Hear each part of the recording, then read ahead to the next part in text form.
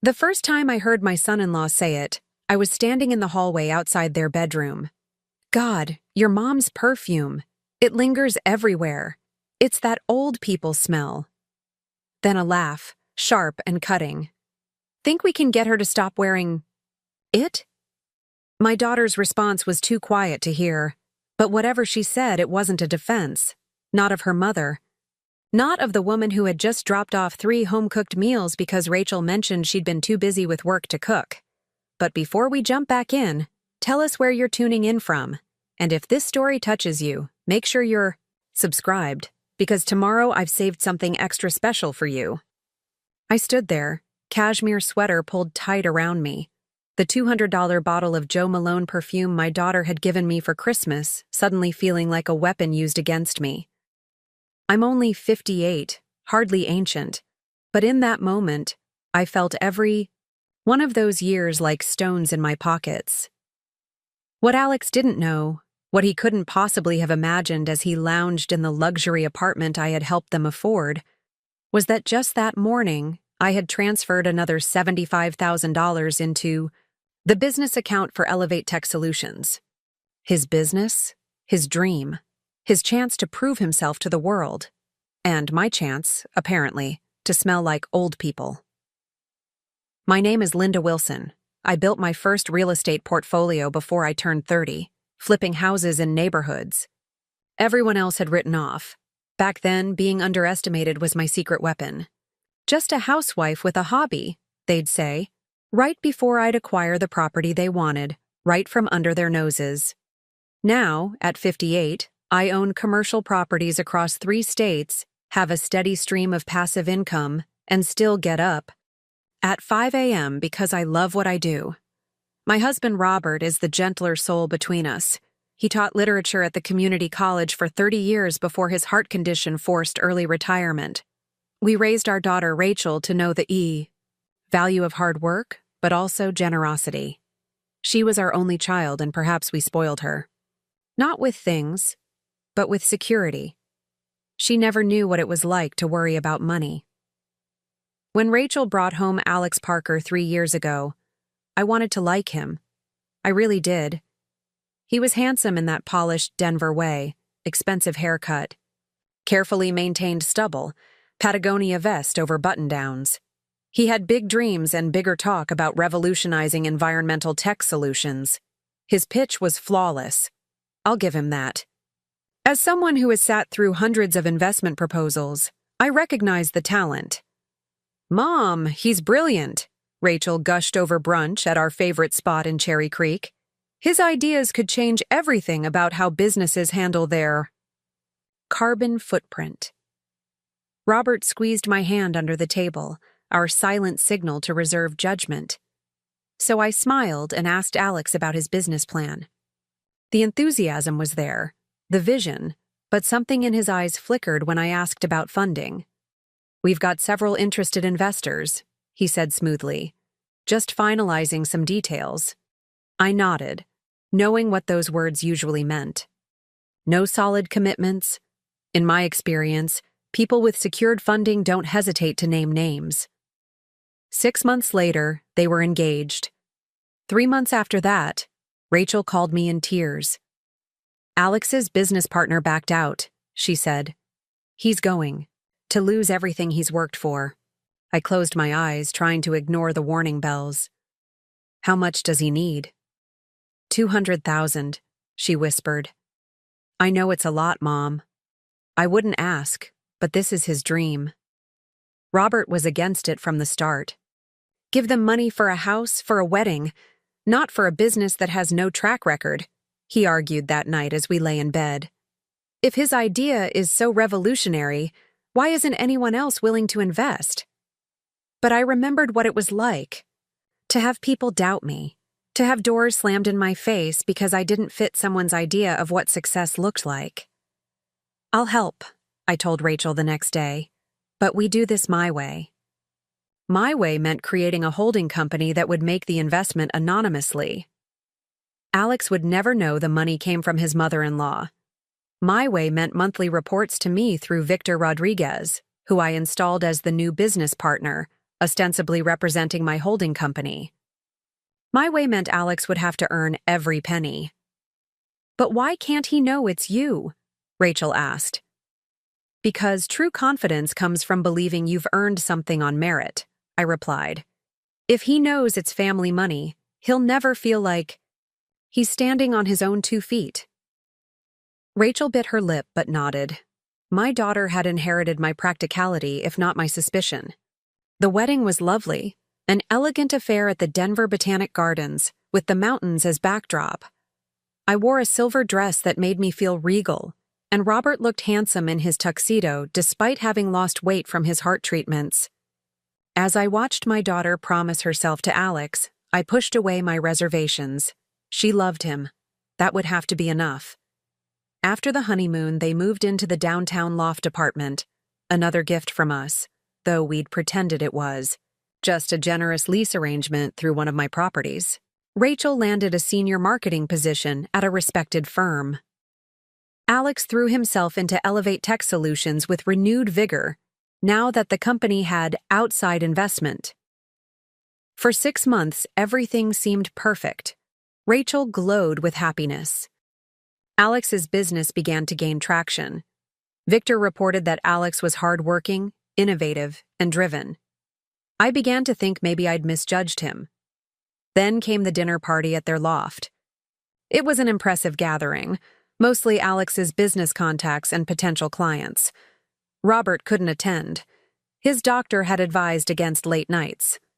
So I arrived alone, bearing a bottle of expensive champagne and wearing my new cashmere, sweater, hair freshly done, and yes, a light spray of the Joe Malone perfume Rachel had given me. "Mom!" Rachel hugged me at the door, her smile genuine but eyes tense. "I'm so glad you could make it." I handed her the champagne. "Thought you might want to celebrate properly. Victor tells me the Hoffman contract is practically in the bag." A flash of confusion crossed her face before she recovered. "Right, yes. Alex is thrilled. Come in, let me introduce you to everyone." The apartment looked stunning. Rachel had always had an eye for design. The crowd was younger, Denver's tech elite and environmentally conscious investors, all sleek clothing and calculated casualness. I felt a familiar discomfort, the sensation of being the oldest person in the room, but squared my shoulders. I'd built an empire while most of these people were still in grade school. Alex spotted me from across the room, where he was deep in conversation with a man in a designer suit. His smile tightened infinitesimally before he excused himself and came over. "Linda," he said, kissing me on the cheek with practiced warmth. "You didn't have to drive all this way. I know how you hate city traffic." I lived 20 minutes away, in Lakewood. Hardly a treacherous journey. "Wouldn't miss it," I replied. "I'm so proud of what you're accomplishing." He nodded, glancing around the room. "Let me introduce you to some people who are changing the world." The evening progressed, pleasantly enough. I spoke with several intelligent young entrepreneurs, a woman who had developed sustainable packaging materials, and a venture capitalist who subtly tried to figure out if I was worth talking to. I enjoyed watching him recalibrate when I casually mentioned one of my commercial properties his firm was currently attempting to lease. It was while getting a fresh drink that I overheard them. Alex and a friend, standing just around the corner in the kitchen. "Your mother-in-law seems nice," the friend said. "She's fine," Alex replied, his voice lower. "Old money, old ideas. Doesn't really get what we're trying to do here." The friend laughed. "But old money spends just as well, right? If I could get my hands on it, sure, but she's tight with it. The apartment's just on loan, technically. Rachel thinks we should be grateful." His voice took on a mocking tone. "As if we're charity cases." I froze, glass in hand. "At least she came alone," Alex continued. "Her husband's this frail academic type, always looking at me like I'm some specimen he's trying to classify." "That's in-laws for you," his friend commiserated. "Yeah, but the worst is that perfume she wears. Thinks it's classy, but it reeks. Rachel bought it for her, and now I have to smell it every time she visits. I set my glass down silently and walked away, heart pounding in my chest. The rest of the night passed in a blur. I made polite conversation, smiled at the right moments, and left as soon as was socially acceptable. Driving home, I thought about the $75,000 I had authorized just that morning. Preparing and narrating this story took us a lot of time, so if you are enjoying it, subscribe to our channel. It means a lot to us. Now back to the story. The total was up to $350,000 now. Money that was helping Alex shine in front of all those people who had no idea that his brilliant environmental startup was being bankrolled by the old money mother-in-law he so casually disparaged. When I got home, Robert was waiting up, despite doctor's orders. "How was it?" he asked, setting aside his book. I considered lying, then thought better of it. In 35 years of marriage, I'd never been anything but honest with him. "Enlightening," I said, and told him everything. Robert's face darkened with each word, the gentle professor giving way to the protective husband. I knew there was something off about him. The way he looks at you when he thinks no one is watching. "It's just words," I said, suddenly tired. "No," Robert shook his head. "Words reveal character, and his character is showing." I sighed, removing my earrings. "What do I do? If I tell Rachel, I break her heart and reveal that I've been secretly funding his business. If I do nothing—" "You're not doing nothing," Robert said firmly. "You're going to protect your investment and your daughter." The next morning, I called Victor Rodriguez and asked him to meet me for coffee. Victor had worked with me for years, first as an ambitious property manager, now as my most trusted business associate. He was in his 40s, sharp, and had an uncanny ability to read people. I had specifically chosen him to be my eyes and ears in Alex's business. "How honest have you been with me about Elevate?" I asked him once we were seated at a quiet corner. Victor's expression remained neutral. "What specifically are you asking, Linda? Is Alex as brilliant as he pretends to be? Is the business truly viable, or am I throwing good money after bad?" Victor took a slow sip of his coffee. "The technology is promising. The business model is sound. With proper management and continued investment, Elevate could be very successful." "And Alex?" A slight hesitation. "He works hard. He's an excellent salesman.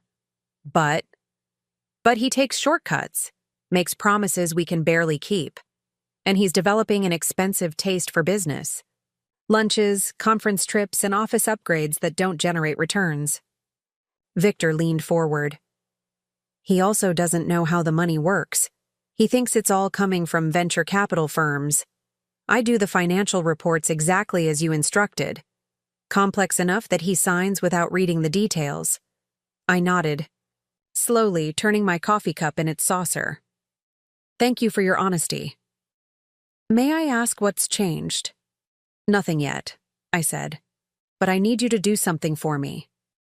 Starting today, I want you to gradually increase your visibility in the company. Take more credit for the funding connections. Make it clear that the money flows through you." Victor studied me carefully. "You're setting something up." "I'm protecting my investment," I replied, echoing Robert's words. "And I may need to make some personnel changes in the near future." Over the next few weeks, I maintained my distance. I declined Rachel's invitations for dinner, claiming busyness with a new property acquisition. Instead, I focused on learning everything about Elevate Tech Solutions, its patents, contracts, financial obligations, and growth potential.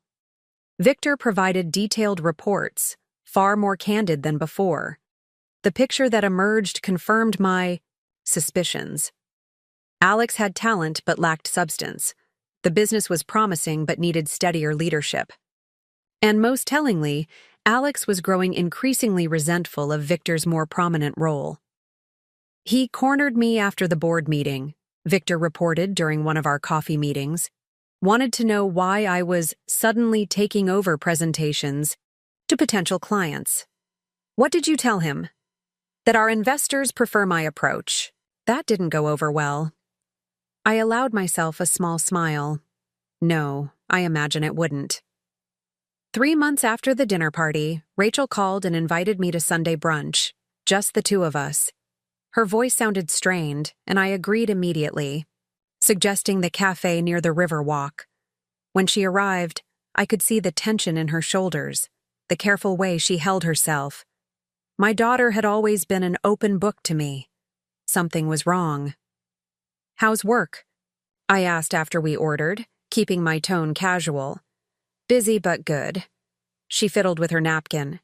"We landed the national campaign I was working on." "That's wonderful, honey. And how's Alex? The business?" Her smile tightened. "That's partly why I wanted to talk to you." I waited, giving her space to find her words. "Things are stressful right now. Alex is working so hard, and there's a lot of pressure with this new round of investment." She took a breath. We think, it might be better if you gave us a little space for a while." The words hung between us like smoke. I kept my face carefully neutral. "Space?" Rachel rushed to explain. "It's just for a few weeks. There's so much happening with the company, and Alex gets tense when family is around during business stress. You know how men can be about appearing successful." "I see," I said softly. "And this is coming from both of you?" She hesitated, a fraction too long. "Yes, we just need some breathing room." I reached across the table and took her hand. "Rachel, you know you can tell me anything, right? If something's wrong." "Nothing's wrong," she insisted too quickly. "Everything's fine. Great, actually. The business is taking off. We're talking about starting a family soon. It's just temporary growing pains." I studied my daughter's face, the shadows under her eyes, the tension in her jaw. Something had changed. The confident marketing executive was being eclipsed by something else, someone else's influence. "Of course," I said finally. "I understand completely. You take all the time you need." Relief flooded her face, and that hurt more than her request for distance. "Thanks, Mom. I knew you'd understand." As we finished our meal with careful conversation about safe topics, I made my decision. Understanding and accepting were two very different things. That afternoon, I called Maggie Chen. As my financial advisor for 15 years, she was one of the few people who knew about my anonymous investment in Elevate. "I need to make some changes," I told her, "and I'll need your absolute discretion." "You've always had it," she replied. "What are we doing?" "Restructuring my investment in my son-in-law's company. I want full control, but I need it to look like it's coming from outside." There was a pause on the line. "Linda, are you sure about this? Family and business are already mixed," I finished for her. "Now I'm just making sure I'm not the only one who doesn't know what's happening at the dinner table." 1 week later, Victor called me with news I had been expecting. "Alex is trying to push me out," he said without preamble. He's approached the board about restructuring the executive team, with him as sole CEO. "And how did the board respond?" I asked, though I already knew the answer. Maggie had been busy. "They've called an emergency meeting for tomorrow. Apparently there's a major new investor who has some concerns about current management." I smiled into the phone. How inconvenient for Alex. "Linda," Victor's voice grew serious. "Whatever you're planning, be careful. This is your daughter's husband." "I'm aware," I said, which is exactly why it needs to be done right. The key. Next day, I dressed with particular care, a tailored navy suit I reserved for my most important meetings, subtle gold jewelry, and yes, a light spray of that Jo Malone perfume. Old people smell or not, it was a gift from my daughter, and I would wear it with pride. As I drove to the Denver Tech Center where Elevate's offices were located, I thought about Rachel, about the change in her over recent months. about what it meant that she had been the one tasked with creating distance between us. The pieces were falling into place, and I didn't like the picture they formed. Elevate occupied the 15th floor of a gleaming glass tower. Impressive for a startup, but another sign of Alex's premature spending. The receptionist looked startled when I gave my name. "Oh, Mrs. Wilson. We weren't. I don't think you're on the calendar." "I'm here for the board meeting," I said pleasantly. "Please let Mr. Rodriguez know I've arrived." Her eyes widened. Slightly. "The board meeting? But that's a closed session, yes. I'm aware." I maintained my smile. "Please make that call." Moments later, Victor appeared in the reception area, his expression carefully professional, though I could see the glint of appreciation in his eyes. "Mrs. Wilson, thank you for coming. The board is just getting settled." He gestured toward the conference room. "Shall we?" The expressions on the faces when I walked into that boardroom would have been comical under different circumstances. Alex at the head of the table froze mid-sentence. The 3 board members, all representatives chosen by Maggie, looked unsurprised but intrigued. "What is this?" Alex recovered quickly, shifting into his charming mode. "Linda, this is a closed meeting. I'm sure Rachel would be happy to have dinner soon, but right now—" "Actually," I interrupted smoothly, "I'm right where I need to be." I took the empty seat across from him. "Please continue. I believe you were discussing reorganization of the executive team." Alex's facade slipped for a moment, confusion and annoyance flashing across his face. He looked at Victor. "What is she doing here?" The chairman of the board, a distinguished man in his 60s who owed me a significant favor, cleared his throat. "Mr. Parker, allow me to introduce Linda Wilson properly. Ms. Wilson represents Wilson Holdings, the primary investment vehicle behind Elevate's initial and ongoing funding." The color drained from Alex's face as understanding dawned. "What? No, that's impossible. Our primary investor is Summit Ventures. They're a Silicon Valley firm." "Summit Ventures is a subsidiary of Wilson Holdings," I said calmly, "which means that for the past 18 months, I've been your primary investor." Alex stared at me in stunned silence. "Now," I continued, "I believe we were discussing leadership concerns. Please, don't let my presence disrupt the agenda." The meeting proceeded with excruciating formality. The board presented their concerns about current management practices, excessive spending, and questionable decision-making. Victor outlined his alternative vision for the company. Throughout, Alex grew increasingly agitated, his perfect pitch failing him for perhaps the first time in his professional life. Finally, when the presentation concluded, Alex slammed his hand on the table. "This is ridiculous. You can't just waltz in here and take over a company I built from nothing." I raised an eyebrow. "From nothing?" Interesting perspective for someone who received an initial investment of $200,000 and subsequent infusions totaling another $350,000. "That money was from legitimate investors who believed in my vision," he insisted. "That money," I said, each word precise, "was from me. Every dollar. And while I still believe in the company's potential, I've lost faith in your ability to lead it." His face contorted. "This is about Rachel, isn't it? She put you up to this because I asked for some space from her overbearing family?" The room grew very quiet. "No, Alex. This is about business. Your business practices have been questionable at best, fraudulent at worst. You've misrepresented expenditures, inflated projections, and taken credit for innovations that came from your team." I opened the folder Victor had provided and slid several documents across the table. "This is a formal notice of leadership change. The board has already approved it. Effective immediately, Victor Rodriguez will assume the role of CEO. You will remain as Chief Innovation Officer, focusing on product development, which, frankly, is where your talents actually lie." Alex stared at the papers, his breathing shallow. You can't do this.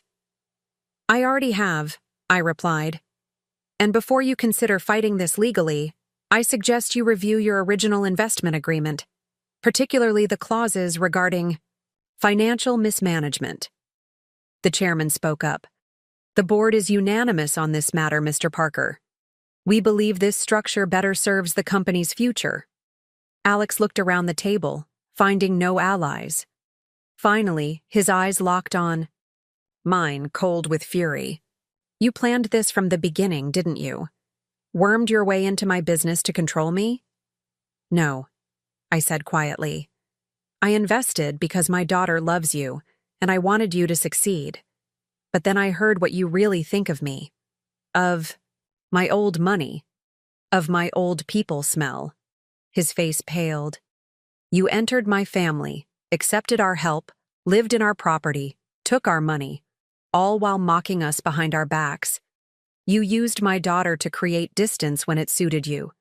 So yes, I protected my investment, both financial and familial. I stood, smoothing my suit jacket. Oh, and Alex? The apartment you're living in?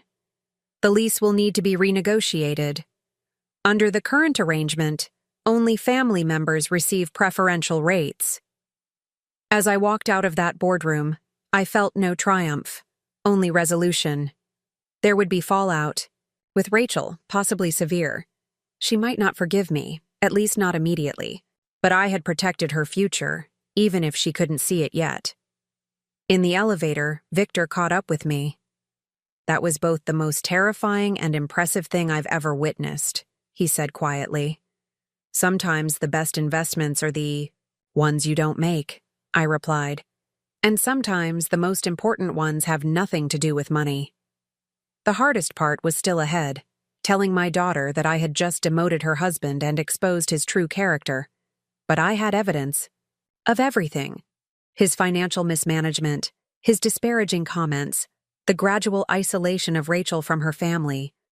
If she still chose him after knowing everything, at least it would be with open eyes. As I stepped out into the Denver sunshine, my phone buzzed with a text from Rachel. Mom, we need to talk. Something's happened with Alex's company. I took a deep breath and typed back, I know, sweetheart. Come to the house tonight. It's time for some truths. Whatever came next, I would face it with the same determination that had built my business empire. Because some investments were worth protecting at all costs. And my daughter was the most valuable one of all. The next morning, my phone rang at 6:30 a.m. Rachel's name flashed across the screen, and my heart clenched. I had expected her call, but not quite this early. Taking a deep breath, I answered. Mom. Her voice was strained, almost unrecognizable. What did you do? I moved to the patio, coffee in hand, watching the sun rise over the mountains in the distance. I protected an investment. An investment, she repeated, her voice rising. You humiliated my husband in front of his entire board. Rachel, I said gently, we need to talk in person, not over the phone. No, we need to talk now. Her words tumbled out, frantic and emotional. Alex came home yesterday completely destroyed. He said you blindsided him, that you've been secretly controlling his company from the beginning. Is that true? Were you behind Elevate's funding this whole time? I closed my eyes briefly. Yes. The silence that followed was deafening. Why? She finally asked, her voice small. Why would you do that without telling me? Because you asked me to help him, I replied. You called me in tears, saying his business partner had backed out, that he was going to lose everything. I wanted to help, but on my terms. By lying? By setting him up to fail? No, I said firmly. By giving him a genuine chance to succeed based on his own merit. I didn't want him to feel like he was living off family money. I thought it would be better for his pride, for your marriage, if the investment seemed to come from outside. Rachel's bitter laugh cut through the line. His pride? Mom, He's devastated. He thinks our entire relationship has been some kind of setup, that I married him as part of your scheme to control his company. My stomach dropped. That's ridiculous. I only stepped in yesterday because of the financial mismanagement. Stop it, she snapped. Just stop. You had no right to interfere like this. Alex built that company from nothing. It was his vision, his work. With my money, I finished quietly. And yes, his vision has value. That's why he's still Chief Innovation Officer. But Rachel, there are things you don't know. Then tell me, she challenged. What horrible things has Alex done that justify you secretly taking over his company? I hesitated, weighing how much to reveal. I've had Victor monitoring the finances for months. There were inconsistencies, excessive spending, misrepresented projections. Business stuff, she cut in dismissively. Every startup has growing pains. You could have talked to him, helped him. Instead, you ambushed him. It's not just the business, I admitted. It's how he talks about our family when he thinks we can't hear. How he's been gradually isolating you from us. Rachel went quiet for a moment. What are you talking about? At your dinner party 3 months ago, I overheard him mocking us, to his friends. Calling me old, saying my perfume, the one you gave me, smelled like old people. Laughing about how your father looks at him. He was probably just blowing off steam, she said, but her voice had lost some of its conviction. People say stupid things sometimes. And what about asking you to create distance between us? I pressed. Was that just blowing off steam too? Another silence. He's been under a lot of pressure. Rachel, I said softly, when was the last time you spoke to your father? He's been trying to reach you for weeks. I've been busy, she replied automatically. Too busy for a 10-minute call to a man with a heart condition? That's not the daughter I raised. Her breath caught audibly. That's not fair. No, it's not, I agreed. But it's what's happening. And it's a pattern. I've seen before, partners who slowly cut their spouses off from family support. Alex is not abusive, she said firmly. Not all control is physical, I replied. Sometimes it's about who you talk to, where your money goes, what you're allowed to question. The line went so quiet, I thought she might have hung up. Finally, she spoke, her voice trembling. I need to think. I can't talk to you right now. Rachel, please. No, Mom. You've done enough. Just give me some space. The call ended, and I sat motionless, watching the golden light spread across the Denver skyline. The coffee in my hand had gone cold. Robert found me there 30 minutes later, still staring into the distance. Without a word, he pulled up, a chair beside me, and took my hand. She called, I said unnecessarily. He nodded. I heard. She hates me. She's confused, he corrected gently. And hurt. But she's smart, Linda. She'll piece things together. I turned to him, suddenly feeling every bit of my age. What if I've ruined everything? What if she chooses him? Then we'll respect her choice, he said, though the pain in his eyes mirrored my own. But we'll never stop being her parents. I squeezed his hand, drawing strength from the man who had been my rock for over 3 decades. I need to show her the evidence, all of it. Give her a day, he advised. Let her process the shock first. I nodded, knowing he was right, though every instinct screamed at me to go to her immediately. Instead, I focused on the next steps. For Elevate, Victor had already scheduled an all-hands meeting to announce the leadership changes. The press release was drafted. The wheels were in motion. By noon, my phone was buzzing constantly with notifications, emails from board members, texts from Maggie asking for updates, and finally, a message from Victor. Announcement complete. Alex no-show. Team taking it better than expected. Need to talk about next steps. I called him immediately. What do you mean, no show? He didn't come in today, Victor explained. Sent an email at 5 a.m. saying he was taking personal time. I had to handle the announcement alone. I frowned. That's unprofessional. It's understandable, Victor countered. You did just demote him from his own company. His partially built, mismanaged company that I funded, I reminded him. But point taken. What's the team's reaction? Mixed, he admitted.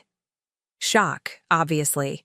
Some confusion, but also relief from the finance and operations people. They've been struggling with his leadership style for months. And you explained that his role is still central to the company's future? Emphasized it heavily, Victor assured me.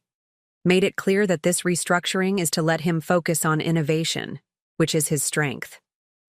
I nodded absently, though he couldn't see me. Good.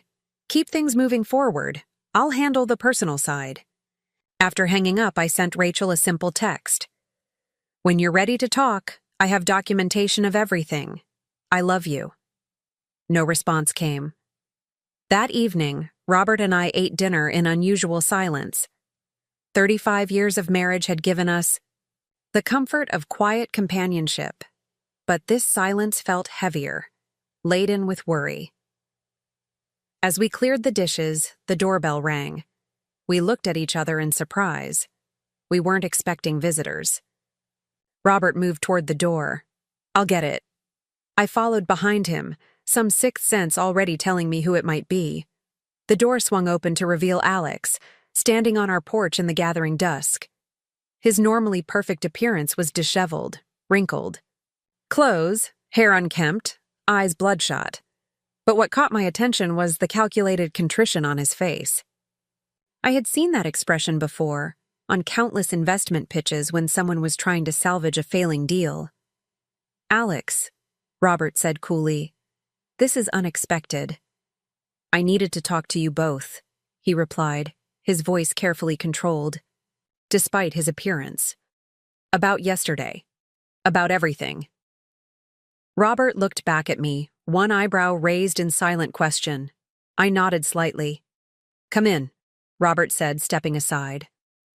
Alex entered our home with uncharacteristic hesitancy, as if suddenly aware he was on foreign territory. His eyes darted around, taking in the comfortable living room with its wall of books, the framed family photographs, the view of the garden Robert had lovingly tended for decades. Can I get you something to drink? Robert offered, ever the professor, ever polite. No, thank you, Alex replied, remaining standing even as we sat down. I won't stay long. I folded my hands in my lap, waiting. This was his show for now. What happened yesterday, he began, choosing his words with visible care, was a shock. Finding out that my mother-in-law has been secretly controlling my company from the beginning. It's a lot to process. Investing in, I corrected quietly. Not controlling. Until yesterday. His jaw tightened momentarily before he continued. Right.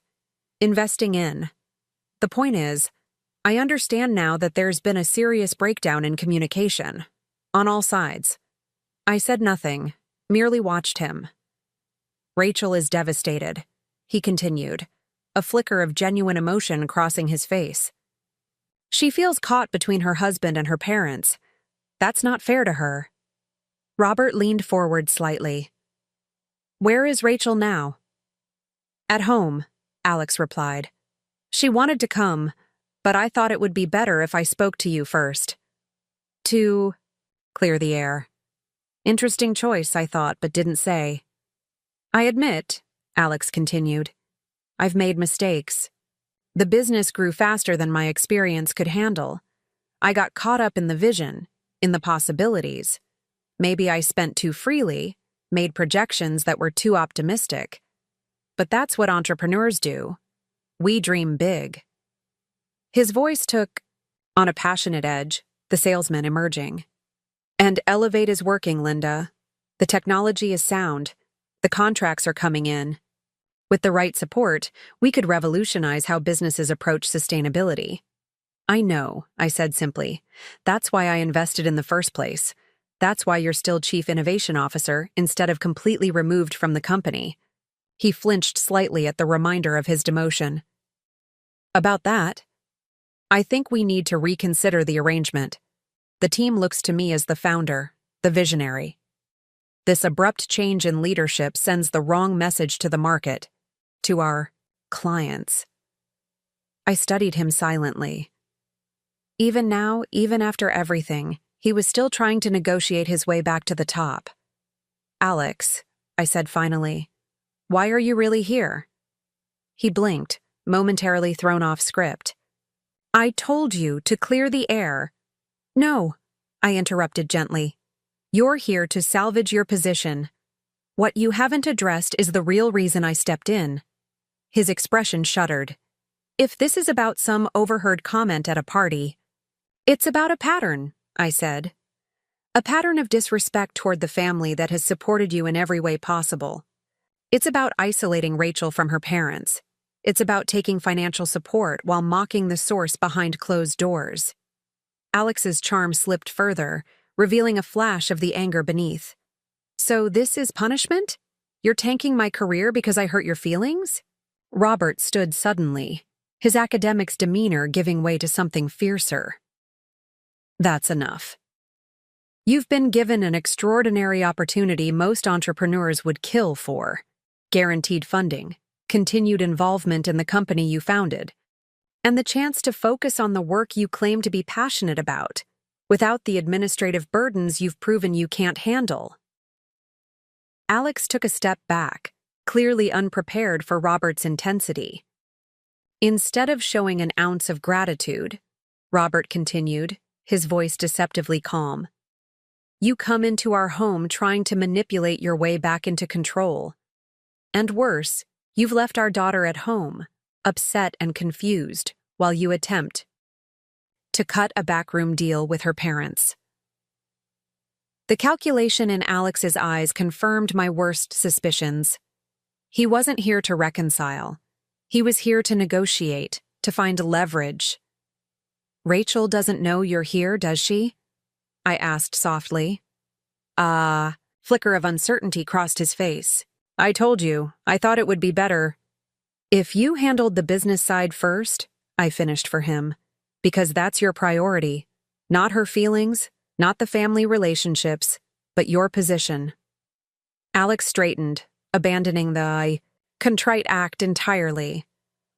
Fine, you want honesty? Yes, I came to negotiate, because this isn't just about me anymore. This is Rachel's future, too. My demotion affects her, our plans, the life we're building together. How exactly does it affect her? I countered. Your salary hasn't changed. Your equity remains intact. The only difference is you're no longer making financial decisions you were never qualified to make in the first place. His face darkened. This was never about qualifications. This was about control. From the moment Rachel brought me home, you've been looking for ways to remind me that I don't measure up to your standards. I shook my head slowly. No, Alex, we welcomed you. We helped you. We invested in your dream when no one else would. All we wanted in return was respect. For our daughter, for our family. Respect, he repeated with a hollow laugh. Is that what you call spying on me through Victor? Setting me up to fail? Humiliating me in front of my own board? You set yourself up to fail, Robert interjected, and from where I'm standing, you haven't learned a thing. Alex's phone buzzed in his pocket. He glanced at it, his expression changing subtly as he read the message. I need to go. Let me guess, I said. Rachel is wondering where you are? His eyes snapped back to mine, and for a moment, the mask fell completely, revealing a cold calculation that sent a chill through me. This isn't over, Linda. You may think you've won, but Rachel is my wife. When it comes down to choosing between you and me, who do you think she'll pick? The threat hung in the air, naked and ugly. Robert took a step toward him, but I placed a hand on his arm. I think, I said carefully, that you're underestimating my daughter, and that is the biggest mistake you've made yet. Without another word, Alex turned and left, the door closing firmly behind him. Robert and I stood in silence for a long moment, processing what had just happened. He's going to try to turn her against us completely, Robert said finally. I nodded, fighting the nausea rising in my throat. I know. What do we do? I moved to the window, watching Alex's car pull away from our home. We trust Rachel, and we make sure she has all the information she needs to make her own decision. And if she chooses him? Robert asked, voicing our shared fear. I turned to face my husband, drawing strength from the love that had sustained us through 3 decades of challenges. Then we wait, and we're there when she needs us. Because she will, Robert. Sooner or later, she will. The next morning, I woke to a text from Rachel. Can we talk? Just us. No Alex, no Dad. Relief flooded through me. Of course. Name the time and place. She suggested the Denver Botanic Gardens, neutral territory with enough privacy for difficult conversations. We agreed to meet at 10. The gardens were quiet on a weekday morning, the early spring flowers just beginning to emerge. Rachel was waiting for me on a bench near the Japanese garden, her posture rigid, eyes hidden behind sunglasses despite the cloudy day. I sat beside her, resisting the urge to reach for her hand. Thank you for meeting me. She nodded curtly. I have questions. I'll answer all of them, I promised, completely honestly. She seemed to steel herself. Did Alex come to see you last night? Not the first question I was expecting. Yes. Why didn't you tell me? I thought he would, I replied carefully. She removed her sunglasses, revealing reddened eyes. He didn't.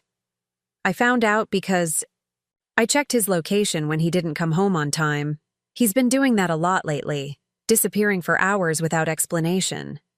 I stayed silent, letting her continue at her own pace. When I confronted him, he admitted he went to see you, said he was trying to smooth things over, to help me because I was so upset. She laughed bitterly. Always the hero in his own story. Rachel. No, let me finish, she interrupted. Because after he told me that version, I called Dad. And he told me what really happened. How Alex tried to negotiate his way back into power without me even knowing. I nodded slowly. That's accurate. She looked down at her hands, which were twisting in her lap.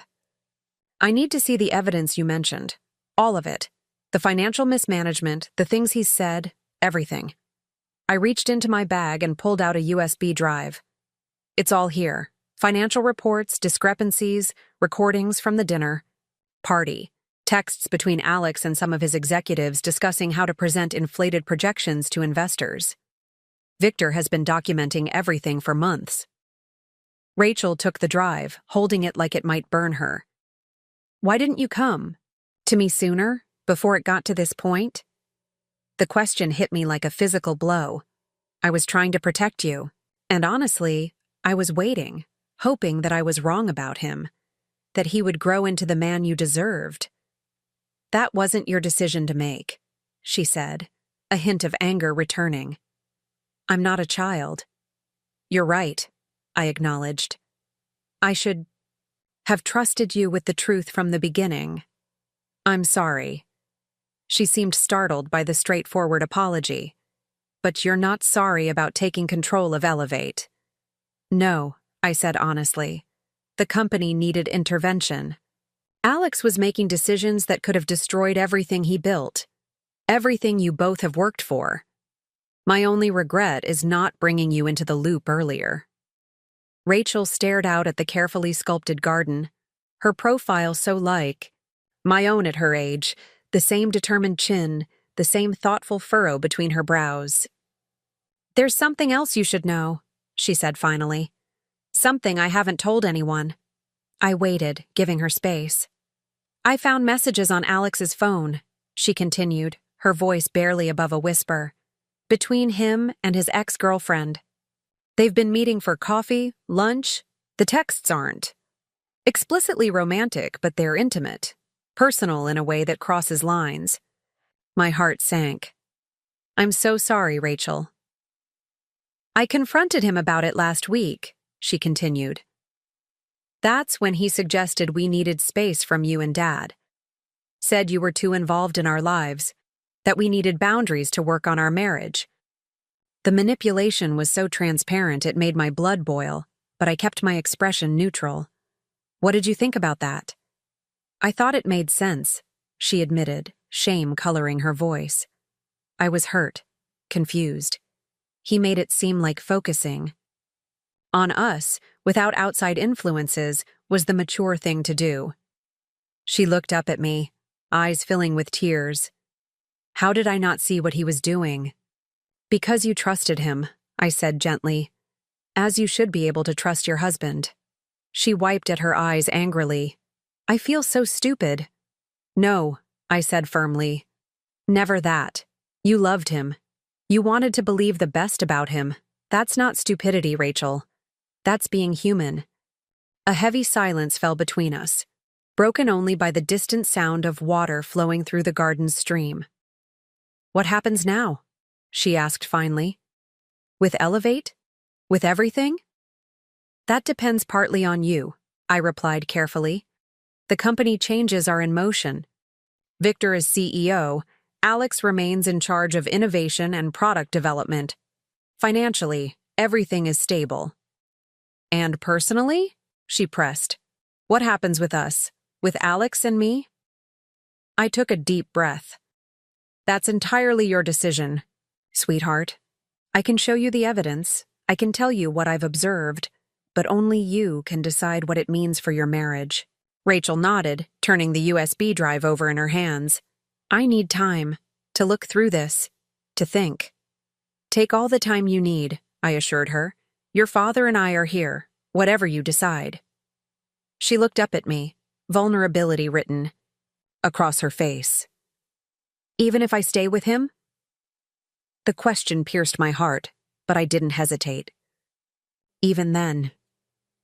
We love you, Rachel. Unconditionally. For the first time that day, she reached for my hand, squeezing it tightly. Thank you, Mom. As we sat together in the quiet garden, I knew we had crossed a threshold. Whatever came next would be difficult, messy, painful. But we had taken the first step back toward each other, and for now, that was enough. 3 days passed with minimal contact from Rachel. She texted once to let us know she was staying with her friend Jessica while she sorted through her thoughts. I respected her space, though every maternal instinct urged me to rush to her side. Meanwhile, Elevate continued its transition under Victor's leadership.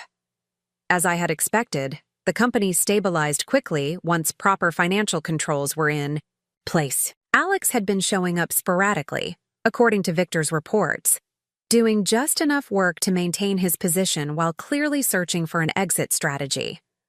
On the 4th day since our garden conversation, Rachel called. Can I come over? Tonight? Both of you need to hear this. The hours until her arrival stretched endlessly. Robert paced the living room, reorganizing books that needed no reorganizing. I channeled my nervous energy into cooking Rachel's favorite meal, my grandmother's recipe for chicken piccata, roasted vegetables, and homemade tiramisu for dessert. You think she's leaving him, Robert observed as I aggressively whisked the sauce. I think she's made a decision, I replied carefully. Beyond that, I'm not assuming anything. He came up behind me, gently stilling my hands. Whatever happens, we support her.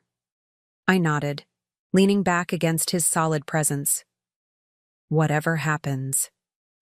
Rachel arrived promptly at 7, looking both exhausted and somehow lighter than she had in months. She accepted our embraces, took a deep breath of the cooking aromas, and smiled faintly. You made Nona's chicken. Seemed like the right night for comfort food, I said. We settled at the dining table, the conversation carefully light through the first course. It wasn't until we were halfway through the main dish that Rachel set down her fork and looked up at us. "I've made some decisions," she said quietly. "About Alex. About everything." Robert and I exchanged a glance, then gave her our full attention. "I went through all the evidence," she began. "The financial reports, the recordings, everything. And I had a long conversation with Victor yesterday." This was news to me. Victor hadn't mentioned meeting with Rachel. "I asked him not to tell. You," she added, noting my surprise. I needed to hear his perspective without it being filtered through family concerns. I nodded, respecting her thoroughness. "The picture it paints isn't good," she continued. "Alex has been systematically misrepresenting the company's position, taking credit for other people's innovations, and," she hesitated, "using company funds for personal expenses, including his meetings with Kristen." The ex-girlfriend, I presumed. "Beyond that," Rachel continued, her voice growing stronger, "I've been doing my own accounting of our relationship. The patterns of control, the subtle ways he's been isolating me, the double standards. Looking back, they were always there, but I excused them because I wanted our marriage to work." Robert reached across the table, covering her hand with his. "That's natural, sweetheart." She gave him a grateful smile before continuing. 2 nights ago, I went back to our apartment to get some more clothes. Alex was there with Kristen. They didn't see me. I used my key and heard them in the living room. He was telling her that he had a plan to get back control of the company, that once he did, they could be together openly. My breath caught, even expecting the worst of Alex. This level of betrayal was shocking. "I recorded it," Rachel said, her voice eerily calm. "Added it to your collection of evidence." "Oh, Rachel," I breathed. "I'm so sorry." She shook her head. "Don't be. It was the clarity I needed." She straightened in her chair, squaring her shoulders. "I'm filing for divorce, first thing tomorrow morning." Relief and sadness washed over me in equal measure. Relief that she was breaking free. Sadness that she had to experience this pain at all. "I've also decided to resign from my position at the marketing firm," she continued, surprising us both. "Sweetheart, is that necessary?" Robert asked gently. "Your career shouldn't suffer because of Alex." "It's not because of Alex," she clarified. "At least, not entirely. The firm represents several Elevate clients. There would be complications, conflicts of interest during the divorce, but more than that." She took a deep breath. "I want to work at Elevate." I blinked, not certain I'd heard correctly. "You want to work at Elevate?" She nodded firmly. "As Chief Marketing Officer. I've already discussed it with Victor. The company needs someone who understands both the technology and the market positioning. Someone who can translate Alex's innovations into language clients understand." "And Victor agreed to this?" I asked, still processing. "Contingent on your approval as the primary investor," she replied. "He thinks it's a brilliant solution, actually. It keeps the vision in the family while adding genuine expertise to the executive team." I studied my daughter's face, the determined set of her jaw, the clear-eyed focus that had been missing for too long. "You're sure about this? Working with Alex even during a divorce?" "Alex won't be staying," she said with quiet certainty. "Not once the divorce proceedings start. His pride won't allow it. He'll cash out his equity and move on to his next scheme, with or without Kristen. Victor and I are already preparing for that transition." The confidence in her voice, the strategic thinking behind her plan. This was the Rachel I knew, the one who had been gradually disappearing under Alex's influence. "Then I think it's an excellent idea," I said finally. "If it's truly what you want?" She smiled, a genuine smile that reached her eyes. "It is. For the first time in a long time, I'm making decisions based on what I want, not what someone else expects from me." We raised our glasses in a silent toast. the weight of recent days lifting slightly in the face of Rachel's renewed spirit. Later, as we moved to the living room with dessert, she broached the subject I'd been carefully avoiding. "I know now why you did what you did," she said quietly. "With Elevate, with the anonymous investment. You saw what I couldn't see." I shook my head. "I made mistakes too, Rachel. I should have been more transparent with you." "Maybe," she conceded. "But your instincts were right. And in the end, you saved not just the company, but me." She paused, looking between Robert and me. "I'm sorry for shutting you out, for letting him come between us." "You have nothing to apologize for," Robert insisted. Rachel smiled sadly. "Yes, I do. I chose him over you, even if temporarily. I doubt myself for that." "Don't," I said firmly. "You were being loyal to your husband. That's not a character flaw, Rachel. It's a strength, even if it was misplaced in this case." She nodded, absorbing this. "The divorce won't be easy. Alex won't give up without a fight, especially when he realizes I'm joining Elevate." "We'll be with you every step," Robert promised. "Whatever you need." "Actually," she said hesitantly, "I was wondering if I could stay here for a while. Just until I find my own place." The simple request, so ordinary and yet so significant, brought tears to my eyes. "Of course you can. This is your home, Rachel. It always has been." As the evening wound down, I found myself watching my daughter, the confident tilt of her head as she discussed business strategy with Robert, the way her hands gestured animatedly when explaining her marketing ideas, the occasional flash of pain that crossed her face when certain memories surfaced. She was wounded but not broken, wiser but not hardened.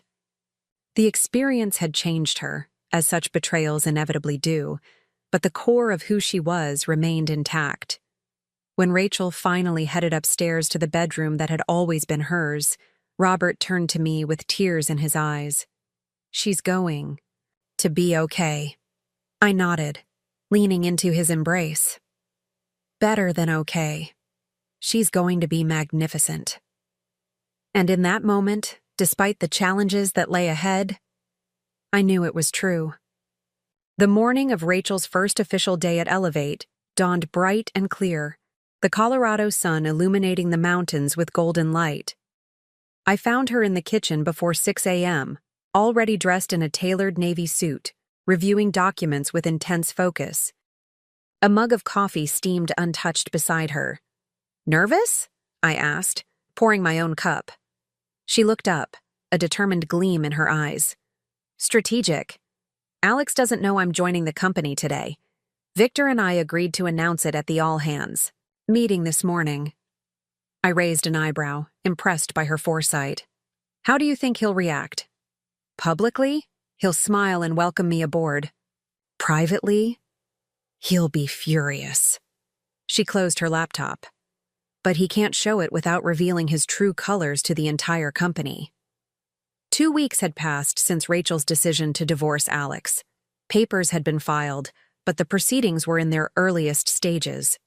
As she had predicted, Alex had moved out of their apartment, not back to the farmhand parents he had described to us initially, but to a luxury condo paid for by his parents, who, it turned out, weren't struggling financially as he had claimed. Another lie in a tapestry of deception. "The law firm sent over the financial disclosure forms for the divorce yesterday," Rachel said, closing her laptop. "Alex is fighting the prenuptial agreement, claiming he signed under duress." I snorted. That prenup was his idea. He practically bragged about how it protected his intellectual assets from division in case of divorce. A wry smile touched her lips. "Funny how it's suddenly unfair now that it prevents him from claiming half my inheritance." Robert entered the kitchen, already dressed for his doctor's appointment. "Your husband has an interesting relationship with the truth." "Soon-to-be ex-husband," Rachel corrected, standing to give her father a kiss on the cheek. "How are you feeling today?"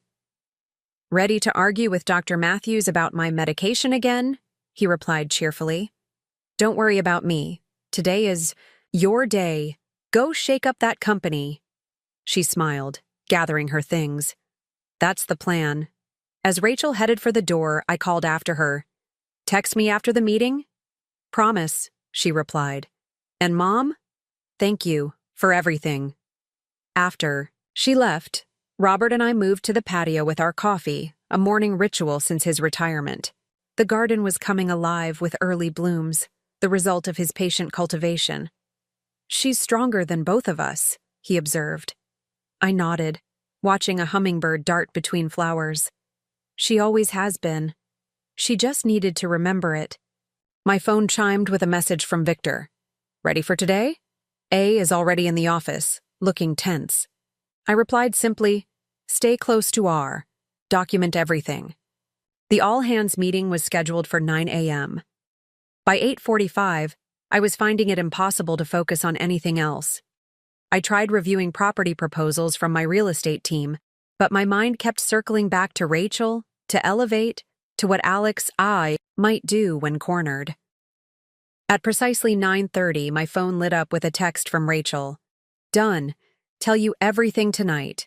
Going into back-to-back meetings now." That was it. No indication of how the announcement had gone. No hint of Alex's reaction. Just a businesslike update and a promise of details later. I sighed, setting my phone aside. My daughter was establishing boundaries, even with me. It was healthy, necessary, and incredibly frustrating for a mother accustomed to knowing everything. Robert's doctor appointment went as expected.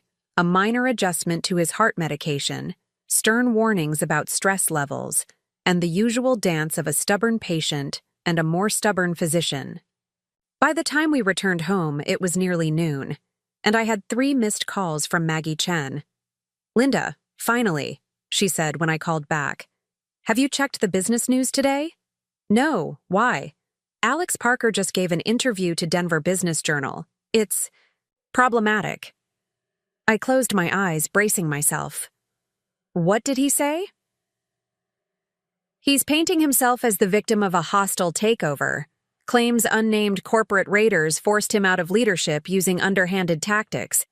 He's careful not to name you or Wilson Holdings specifically, but anyone in the Denver tech scene can read between the lines." My grip tightened on the phone. "What about Rachel? Did he mention her?" "Not by name. But he referred to family complications that he suggests were orchestrated to distract him while the company was being taken over." White-hot anger flashed through me. "He's blaming his infidelity on us?"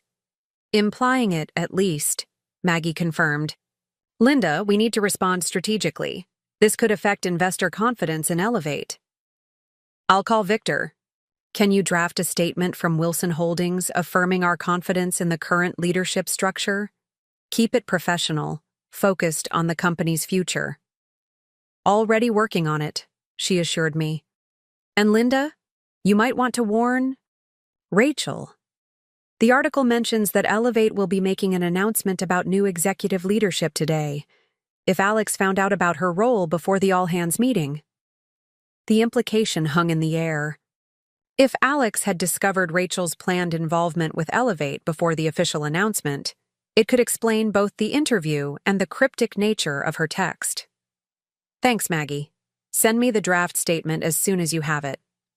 I ended the call and immediately tried Rachel's cell. It went straight to voicemail. Next, I tried Victor, with the same result. Finally, I called Elevate's main office number. "Elevate Tech Solutions. How may I direct your call?" "This is Linda Wilson. I need to speak with Victor Rodriguez immediately." "I'm sorry, Ms. Wilson, but Mr. Rodriguez is in meetings all day. Would you like to leave a message?" "Yes. Tell him to call me as soon as possible regarding Alex Parker's interview." "Certainly. And may I say, we're all very excited about the announcement this morning. Mrs. Parker is going to be an amazing addition to the leadership team." I thanked the receptionist and hung up, somewhat reassured. At least the staff seemed positive about Rachel's new role. Unable to reach anyone directly involved, I pulled up the Denver Business Journal website and found the article. The headline alone made my blood boil. Elevate Tech founder Alex Parker speaks out. Innovation stifled by corporate politics. The interview was a masterclass in professional victim playing. Alex portrayed himself as a visionary held back by risk-averse investors, a creative force being crushed by bureaucracy. He carefully avoided any specific allegations that could be legally problematic, while painting a picture of himself as the wronged party. The most infuriating section came near the end. Parker declined to comment specifically on rumors of leadership restructuring at Elevate, saying only, "When personal and professional lines blur, objectivity is the first casualty. I founded Elevate to create environmental solutions, not to navigate family politics that have no place in the boardroom." The interviewer then noted, "Sources close to the company indicate that Elevate will announce significant executive changes today, potentially including Parker's estranged wife joining the leadership team, a move some industry insiders view as unusual given the couple's pending divorce proceedings." I set the phone down, disgusted. Alex had succeeded in making Rachel's appointment look like nepotism, a personal attack rather than a strategic business decision. He'd managed to tarnish her first day before it even properly began. Robert read the article over my shoulder, his expression darkening. "He's planting seeds for a wrongful termination lawsuit," he observed, his academic mind quickly identifying the legal strategy. Setting up a narrative that he was pushed out for personal reasons, not professional ones. "That won't hold up," I argued. "We have documentation of the financial mismanagement, the unauthorized expenses, the inflated projections. Courts look at patterns, Linda. He's establishing his version of events in the public record. If he creates enough doubt about the motivations behind his demotion..." I sighed, knowing he was right. "We need to get ahead of this. I'm calling our lawyer." The next few hours were a whirlwind of phone calls. To our attorney, to Maggie. About the official statement, to board members seeking to reassure them. Still no word from Rachel or Victor, both presumably locked in the meetings Rachel had mentioned. It was nearly 5 p.m. when my phone finally rang with Victor's number. "Linda, sorry for the delay. It's been quite a day." "I've seen the article," I said immediately. "How bad is it?" Victor's sigh carried through the line. "Internally? Not as bad as it could be. Most of the team has worked with Alex long enough to recognize his tactics. The announcement about Rachel went surprisingly well. She gave a presentation about her vision for marketing that impressed everyone, even Alex's closest allies. And externally? We've had a few calls from clients asking for reassurance. Nothing we can't handle. Your statement helped, and Rachel's presence actually provides continuity that customers find comforting." How did Alex react when Rachel was introduced as CMO? Victor's pause told me everything. He was blindsided, tried to maintain composure during the meeting, but I could see the shock. Afterward, he cornered Rachel in her new office. I intervened before it escalated, but what? "Victor, what happened?" "He called her a traitor, said she was sleeping with the enemy. When I stepped in, he accused us of planning this all along, said we'd orchestrated his downfall together." A chill ran down my spine. "Where is Rachel now?" "She left about 20 minutes ago, said she needed some air, that she'd see you at home." I thanked Victor for the update and immediately texted Rachel. "Heard about the confrontation. Are you okay? Where are you?" Her response came quickly. "I'm fine. Needed to process. Having coffee with Jess. Home by 7. Relief washed over me, followed by pride. Rachel wasn't hiding or running away. She was seeking support from her friend, maintaining her independence while still keeping me informed. She was handling this exactly as she should. When she arrived home that evening, her expression was composed, but tired. She kicked off her heels in the entryway and slumped onto the couch beside me. "So, she said simply. That happened. I waited, giving her space to share at her own pace. The meeting itself went fine, she began. I presented my credentials, my vision for Elevate's marketing strategy, some immediate action items to increase our market share. The team was receptive. They've needed direction on the marketing front for months. And Alex? A shadow crossed her face. He sat in the back, arms crossed, this frozen smile on his face. You know the one, the smile that doesn't reach his eyes. I nodded, all too familiar with Alex's practiced charm. Afterward, he followed me to my new office, waited until we were alone, then just exploded. She rubbed her temples, as if trying to erase the memory. Called me every name in the book, said I was betraying him, betraying our marriage. Victor mentioned he intervened, I prompted gently. Thank God for Victor, she affirmed. He must have been watching, because he appeared just as Alex was getting into his stride, made some excuse about needing me for a client call. She smiled faintly. Victor's a good man. The best, I agreed. Did Alex say anything about the interview? Rachel snorted. Oh, yes. He made sure I knew about his exclusive with the Business Journal. Said it was just the beginning, that he'd make sure everyone knew the truth about how he'd been treated. Which version of the truth would that be? Robert asked, entering from the kitchen with a glass of wine for Rachel. She accepted it gratefully. His version, of course, where he's the brilliant victim and we're the villainous family destroying his dream. She took a sip, then added, he also mentioned he's hired Patricia Lawson as his divorce attorney. Robert and I exchanged glances. Patricia Lawson was one of Denver's most aggressive divorce lawyers, known for scorched earth tactics and public battles. He's trying to intimidate you, I said. Succeeding a little, Rachel admitted. But mostly I'm just sad. Sad that it's come to this. Sad that the man I married never really existed. She looked up, a determined glint returning to her eyes. But I won't let him win. Not in court, and not at Elevate. That's my girl, Robert said softly. After dinner, Rachel retreated to her room to prepare for the next day. Robert and I lingered at the table, speaking in low voices. He's escalating faster than I expected, I confessed. I thought he'd try to maintain the facade longer, at least publicly. Robert shook his head. His pride won't allow it. Being demoted was bad enough. Having his wife join the company that demoted him, in his mind, that's an unforgivable humiliation. What do you think he'll do next? Something desperate, Robert replied, his academic mind calculating possibilities. He's losing control of the narrative. People who matter are seeing through his act. He'll need to regain the upper hand somehow. Should we be worried about Rachel's safety? The question had been nagging at me all day. Robert considered this carefully. I don't think he's physically dangerous. His weapon is manipulation, not violence. But we should be vigilant anyway. I nodded, making a mental note to speak with Victor about security measures at Elevate.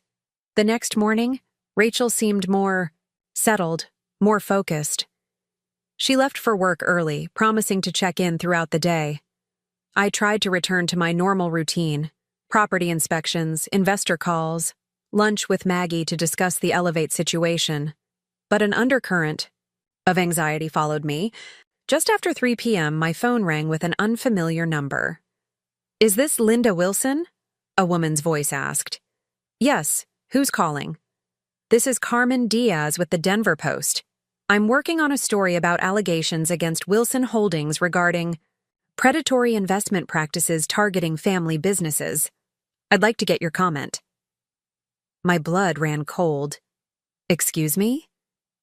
We've received documents suggesting that Wilson Holdings, under your direction, has a pattern of investing in businesses with the intention of taking control, particularly those run by family members or associates. I gathered my composure. Those allegations are completely false. Wilson Holdings maintains the highest ethical standards in all investment activities. So you deny that you secretly funded your son-in-law's company, only to demote him and install your daughter in a leadership position during divorce proceedings. The calculated framing of the question revealed the source immediately. This was Alex's next move, trial by media. Ms. Diaz, this matter involves ongoing legal proceedings, so I'm limited in what I can discuss.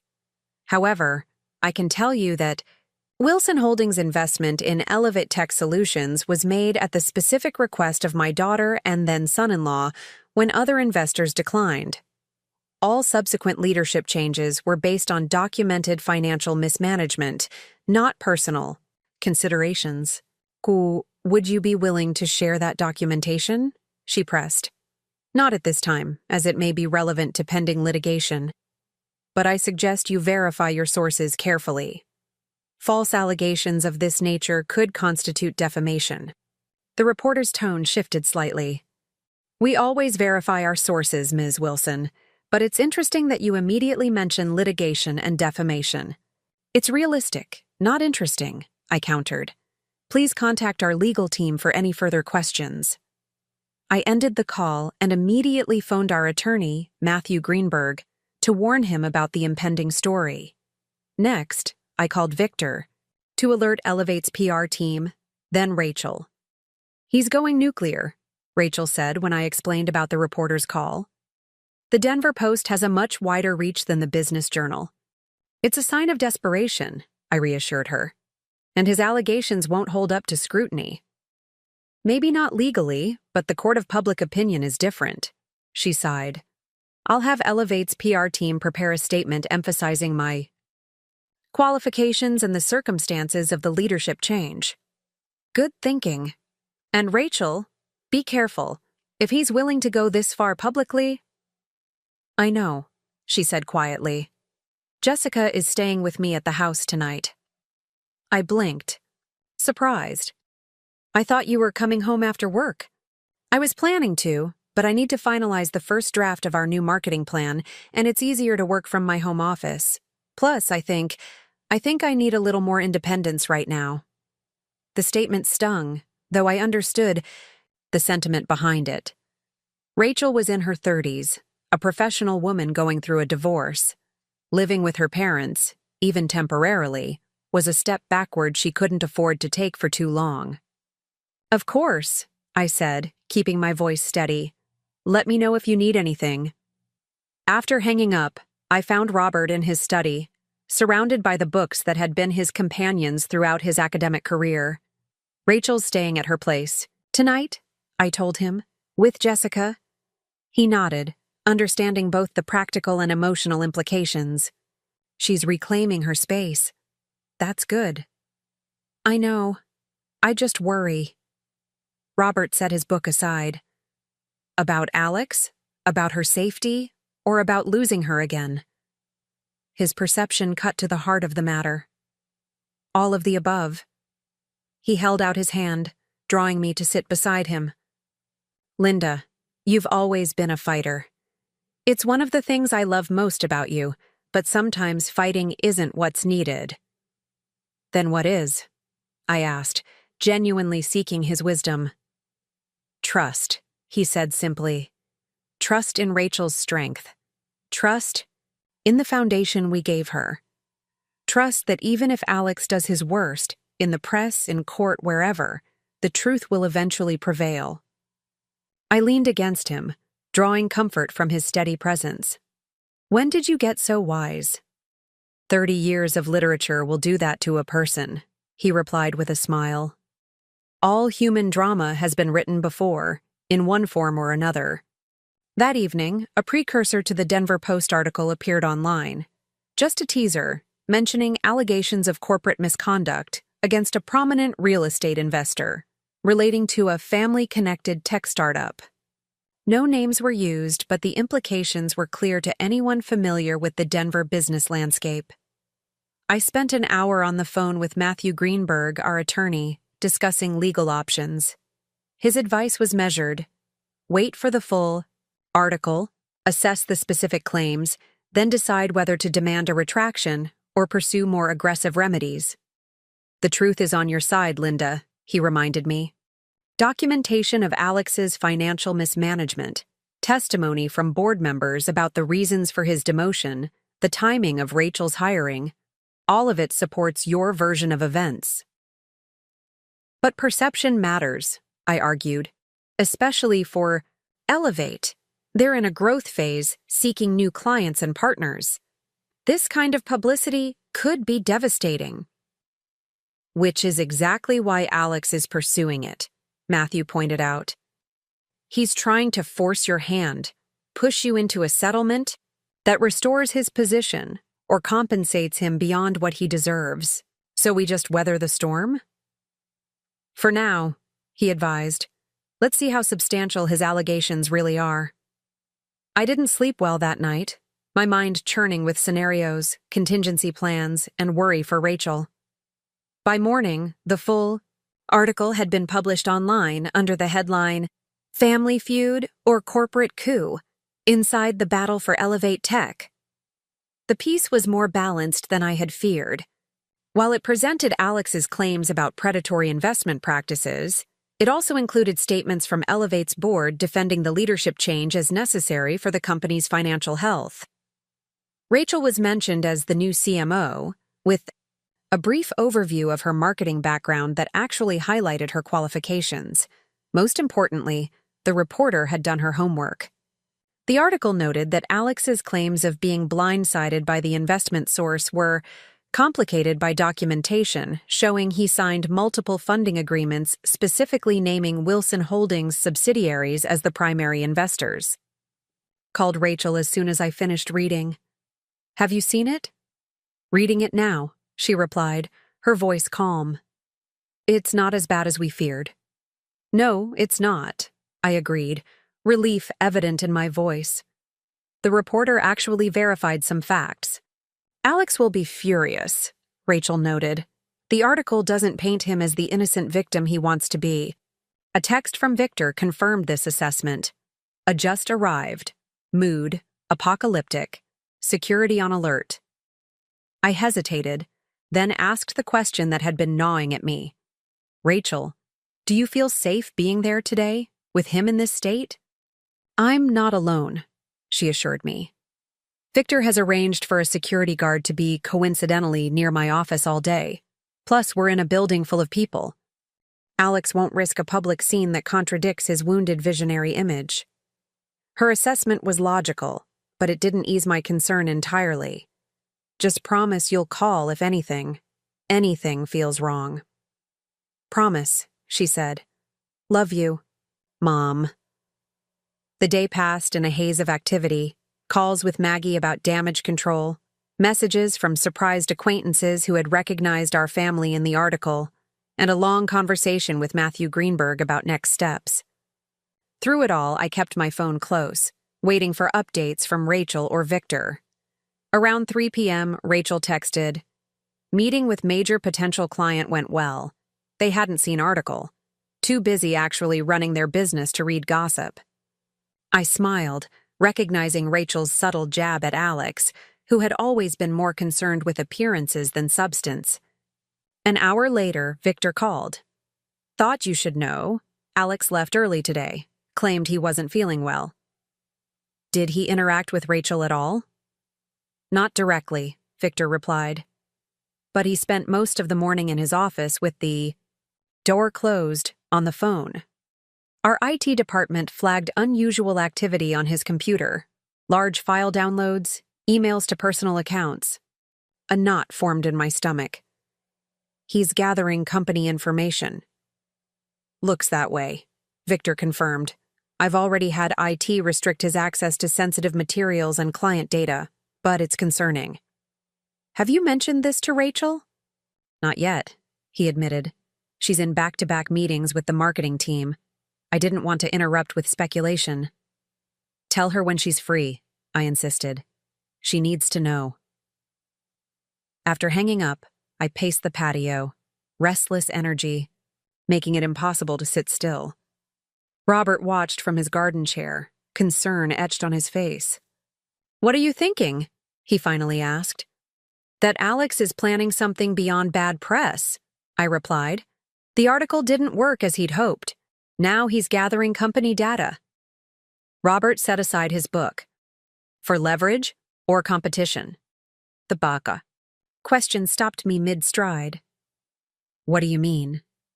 If I were in his position, Robert mused. With my reputation in question and my company slipping away, I might consider starting fresh. New company, same industry, using what I know about elevates clients and technology. The scenario clicked into place with chilling clarity. He's preparing to launch a competitor, using Elevate's proprietary information, client contacts. It would be illegal, Robert noted. Non-compete clauses, intellectual property, theft. Since when has legality stopped Alex from doing what he wants? I countered. He thinks he's the victim here, that he's entitled to Elevate's success because it was his company. I immediately called Victor back to share this theory. His long silence confirmed he saw the possibility. I'll have it do a deep audit of his access history, he promised, and we'll review his employment contract for the specific non-compete language. By the time Rachel called that evening, the picture had become clearer and more troubling. Victor told me about your theory, she said without preamble. It fits with something else that happened today. Two of Alex's closest allies in the development team gave notice, effective immediately. They're joining him, I concluded. Almost certainly, she agreed. And they've been working on our core technology for months. They know everything about how it works, what we're planning next. The betrayal felt personal, though I reminded myself this was business. Hardball business, but business nonetheless. What can we do? I asked. Legally? Send cease and desist letters? Prepare for litigation? If necessary, practically? Accelerate our development timeline? Strengthen relationships with existing clients? And prepare for competition we didn't expect for at least another year. Her analytical approach, free from panic or self-pity, filled me with pride. This was the Rachel I had raised, strategic, resilient, focused on solutions rather than problems. Victor and I are working late tonight, she continued. Reviewing all our active projects, identifying vulnerabilities, preparing contingencies. At the office? I asked, concern creeping back in. Is that safe, with everything going on? We're actually at my place, she clarified. Jessica's here too. We've ordered dinner, turned the dining room into a war room. We'll be fine, Mom. The reassurance eased my immediate worry, though the larger situation remained troubling. Keep me updated? I requested. Will do. Try not to worry too much. This is business. Messy, personal business, but still just business. And I learned from the best. After we hung up, I relayed the conversation to Robert, who had been listening intently. She sounds like you, he observed with a small smile. Facing a crisis head-on, already 3 steps into the solution while others are still processing the problem. I sank into the chair beside him. I just wish she didn't have to face this at all. The divorce, the company drama, Alex's betrayal, it's too much for anyone to handle at once. Yet she is handling it, he pointed out, with grace and strength that frankly astounds me. His words reminded me of something my own mother had told me years ago, when I was starting my first real estate venture against overwhelming odds. The only way to discover your strength is to face something that requires every ounce of it. I had never wanted Rachel to need that lesson. But now that it had found her anyway, I could only marvel at how magnificently she was rising to meet it. The next morning dawned with a strange calm, like the eye of a hurricane. I knew the storm wasn't over. Alex's next move was coming. But for this brief moment, there was clarity and purpose in our response. I had just finished my first cup of coffee when my phone rang with Rachel's number. "Mom," she said, her voice tight with controlled emotion. "You need to see this email. I'm forwarding it now." Seconds later, My phone pinged with the notification. I opened it to find a message from Alexander Parker, sent to Elevate's entire staff, board of directors, and major clients. The subject: line read simply, "The truth about Elevate's hostile takeover." And with that, the eye of the storm passed, and the next wave of chaos began. The email was 5 pages long, a meticulously crafted manifesto detailing Alex's version of events. He painted himself as the visionary founder betrayed by calculating investors. He accused Victor of conspiring with me from the beginning, claimed Rachel had been manipulated into turning against him, and most damaging of all, included carefully selected snippets of confidential board discussions that, taken out of context, seemed to support his narrative of a premeditated takeover. How did he get these board meeting recordings? I asked Rachel, who had arrived at our house within 30 minutes of sending the email. "That's what I'd like to know," she replied, pacing the living room. Her face was flushed with anger, but her voice remained steady. "Board meetings are recorded for minute-taking purposes, but access is restricted to board members and legal counsel." Robert, who had been reading the email with growing concern, looked up. "Is it possible he planted recording devices in the boardroom?" "Possible, but unlikely," Rachel said. "The IT team sweeps for unauthorized devices regularly as part of security protocol." "Then someone gave him access," I concluded. "Someone on the board or with administrative privileges." Victor arrived minutes later, having driven straight from Elevate's offices. His normally composed demeanor was strained, jaw tight with tension. "We have a mole," he announced without preamble. "And I think I know who it is." Rachel stopped pacing. "Who?" "James Thornton, our CFO. He was one of Alex's earliest hires, golf buddies from college. He's been suspiciously absent this morning, not responding to calls or emails." The financial data in Alex's email, Rachel realized. The selective budget figures, the out-of-context projections, those would have come from James. Victor nodded grimly. "It is locking down all systems now, changing access codes, securing client data. But the damage is already spreading. 3 clients have called demanding explanations, and the board is convening an emergency meeting at Tatiadun." I moved to the kitchen, returning with coffee for everyone.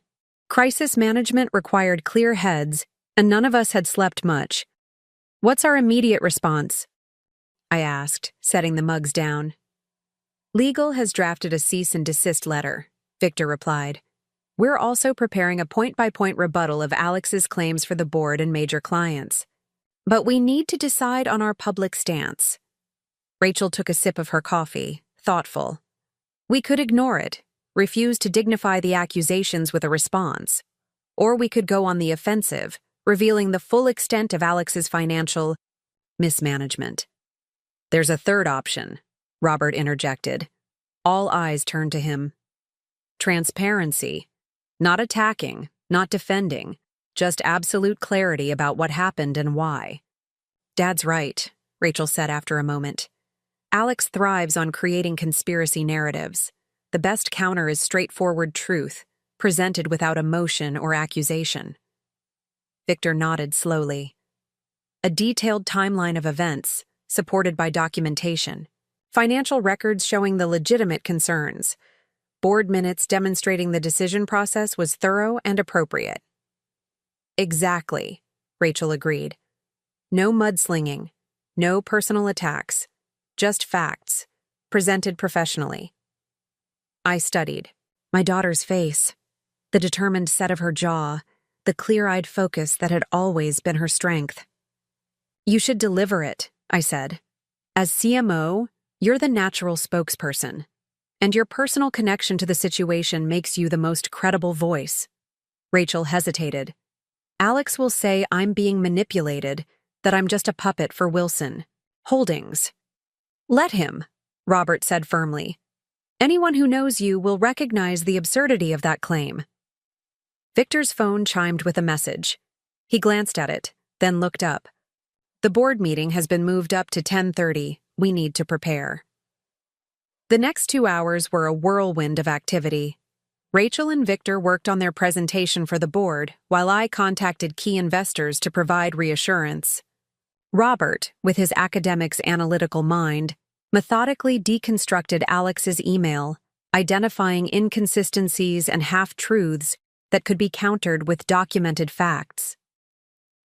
By the time Rachel and Victor left for the board meeting, we had a comprehensive strategy, not just for surviving Alex's attack, but for emerging stronger. "Call me the minute it's over," I insisted, hugging Rachel at the door. She nodded, her expression resolute. "We've got this, Mom. Truth is on our side." As their car pulled away, Robert joined me at the window. "She's extraordinary." "She is," I agreed, "but I'm still terrified for her." He took my hand, squeezing gently. As parents, that never changes, no matter how capable they become. The waiting was excruciating. I tried to distract myself with work, reviewing property proposals and taking calls from my management team, but my mind kept circling back to Rachel, to Elevate, to the board meeting that would determine so much. Just after 1 p.m., my phone rang with Rachel's number. "It's over," she said, her voice weary but triumphant. "The board is 100% behind us." Relief washed over me. "Tell me everything." Victor presented the financial evidence first, clear documentation of Alex's mismanagement, unauthorized expenses, and inflated projections. Then I walked them through the timeline of events, from the initial investment to the leadership change, all supported by records and correspondence. "And they believed you?" "They did," she confirmed. Especially after James Thornton called in halfway through the meeting to admit that Alex had pressured him into providing confidential information, threatening to reveal some gambling debts James had been hiding. I shook my head, disgusted, but not surprised. "So Alex blackmailed your CFO?" "Former CFO," Rachel clarified. "James resigned, effective immediately. The board has agreed to accept his resignation without further action, provided he cooperates fully with the investigation into leaked information." "What about Alex's email? The damage to client relationships?" "That's where I come in," she said, and I could hear the smile in her voice. "The board has authorized me to lead a comprehensive communication strategy, full transparency with clients, personal outreach to each one, and a carefully worded public statement addressing the situation." "That's a lot of responsibility," I observed. "It is," she agreed, "but it's also an opportunity to reshape Elevate's narrative going forward." Victor pointed out that crises often create openings for positive change, if handled correctly. "He's right about that," I admitted, thinking of my own business history. Some of my most successful ventures had emerged from moments of significant challenge. "What's next on the agenda?" "Victor and I are heading back to Elevate now. We're meeting with the executive team to brief them. Then I'll start making client calls. It's going to be a long day." "Will you be home for dinner?" I asked, then immediately regretted the maternal tone. Rachel was a grown woman handling a major corporate crisis, not a teenager with a curfew. To my relief, she laughed. "Probably not. We'll be working late. But I'll stop by tomorrow morning for breakfast, if that works." "Of course. Your father will make his famous blueberry pancakes." After we hung up, I relayed the conversation to Robert, who looked as relieved as I felt. "One crisis navigated," he said, "but I doubt Alex is finished." His words proved prophetic sooner than either of us expected. Just after 4 p.m., the doorbell rang. When Robert opened it, we found Patricia Lawson, Alex's divorce attorney, standing on our porch, legal briefcase in hand. "Mrs. Wilson?" she said, her voice coolly professional. "I need to speak with you regarding the Wilson Holdings investment in Elevate Technologies." I stepped forward. "Any legal matters regarding that investment should be directed to our corporate counsel." She smiled thinly. "This isn't just about the investment. It's about your interference in my client's marriage." Robert stiffened beside me. That's an outrageous accusation. Patricia Lawson remained unruffled. Is it? We have evidence suggesting Mrs. Wilson deliberately created conflict between Mr. Parker and his wife by revealing selectively edited conversations, manipulated financial records, and making false accusations of infidelity. My shock must have registered on my face because her smile widened slightly. Yes, we're aware of the alleged affair Mrs. Parker believes occurred. My client categorically denies any impropriety with Ms. Kristen Wells, who was merely providing consulting services related to Elevate's market expansion. The audacity was breathtaking. Rachel had literally walked in on Alex and Kristen together in their apartment, heard Alex promising they could be together openly once he regained control of Elevate. Ms. Lawson, I said, keeping my voice steady. I'm not going to discuss my daughter's divorce proceedings on my doorstep. If you have legal documents to serve, please do so. Otherwise, this conversation is over. Her expression hardened. Very well. She reached into her briefcase and extracted a thick envelope. This is a notice of intent to file a civil suit against Wilson Holdings, and you personally, Mrs. Wilson, for tortious interference in a marriage, breach of fiduciary duty, and intentional infliction of emotional distress. Robert took the envelope, his professor's demeanor masking his anger. Our attorneys will review this and respond accordingly. They should do so quickly, she advised. My client is prepared to make this very public, very quickly. After she left, I called Matthew Greenberg immediately, explaining the situation and arranging for courier pickup of the legal documents. Then I tried Rachel's cell, which went straight to voicemail. I left a brief message asking her to call, as soon as possible, careful not to cause undue alarm. Robert examined the documents while we waited for Matthew's assessment. This is a nuisance suit, he concluded, designed to intimidate and distract, not to succeed in court. Expensive? Nuisance, I noted. Lawson's firm charged upwards of $500 per hour. Alex must have financial backing, Robert mused. These legal fees aren't sustainable on a chief innovation officer's salary, especially one who's been living beyond his means. The implication hung in the air. Either Alex had hidden resources we weren't aware of, or someone was funding his legal campaign against us. Matthew called back within the hour. I've reviewed the complaint, he said without preamble. It's aggressive but legally flimsy.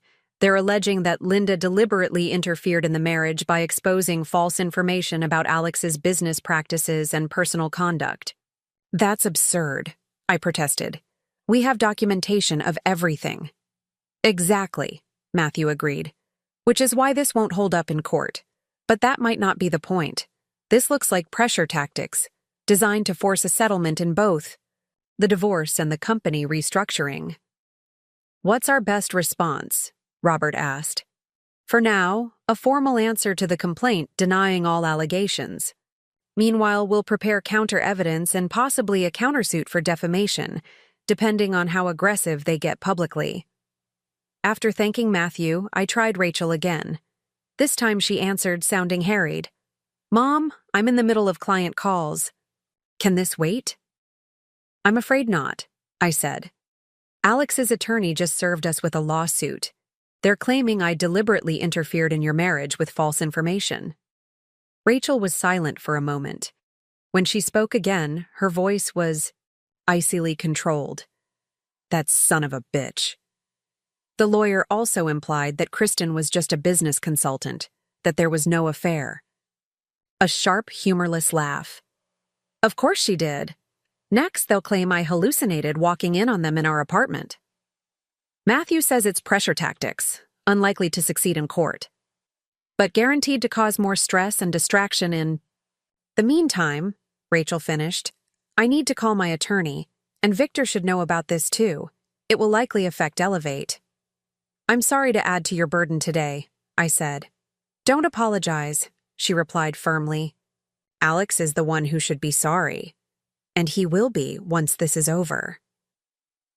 The determination in her voice reassured me. Despite everything, Rachel wasn't breaking. If anything, each new attack seemed to strengthen her resolve. That evening, Robert and I ate dinner in near silence, both lost in our own thoughts. The cumulative stress of the day had left us drained, worried about Rachel, and angry at Alex's escalating tactics.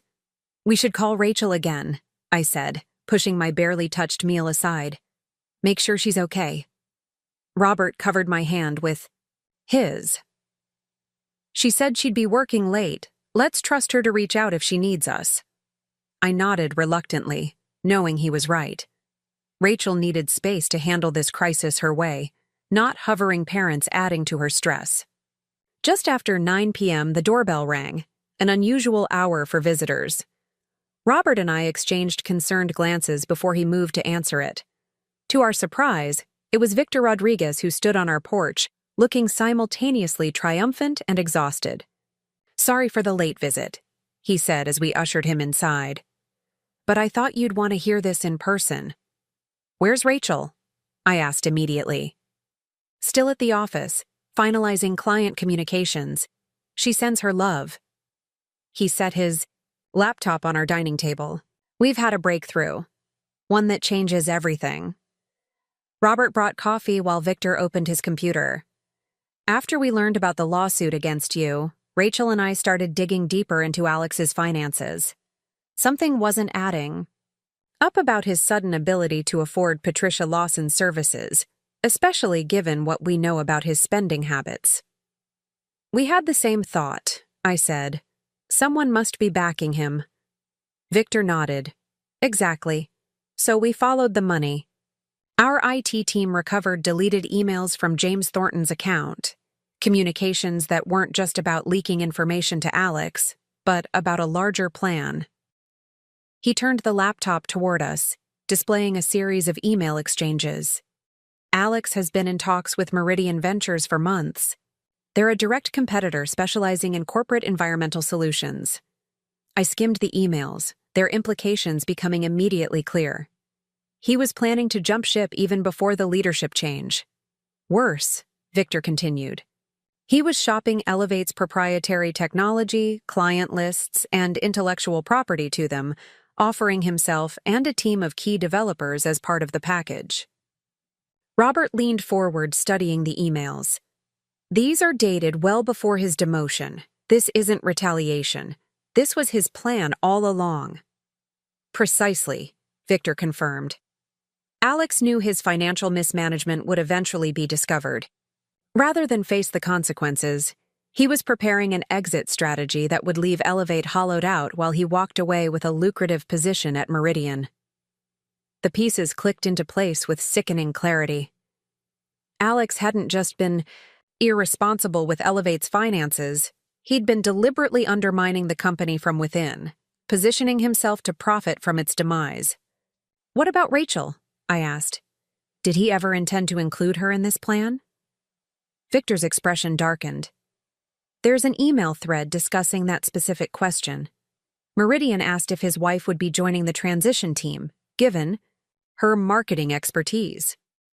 Alex replied that she wasn't part of the package, that their marriage was a convenience nearing its expiration date." My blood ran cold.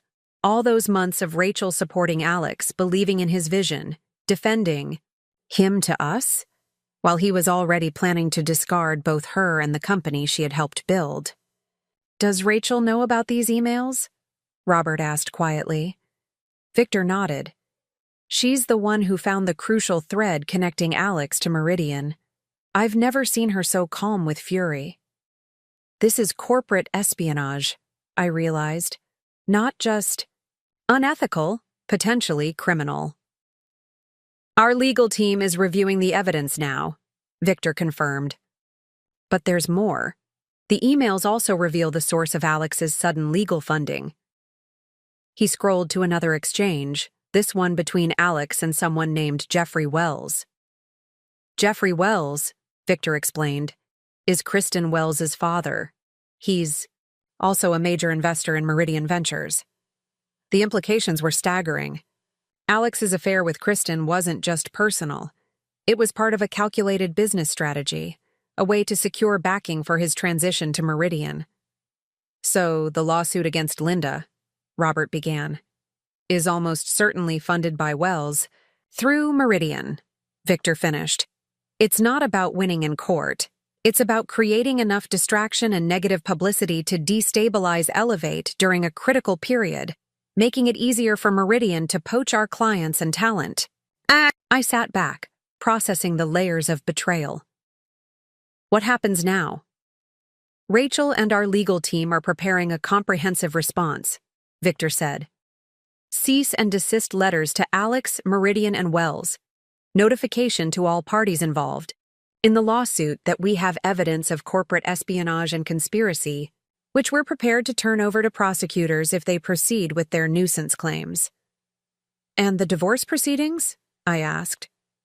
"Rachel's attorney will be using these emails to counter any claims about your interference in the marriage.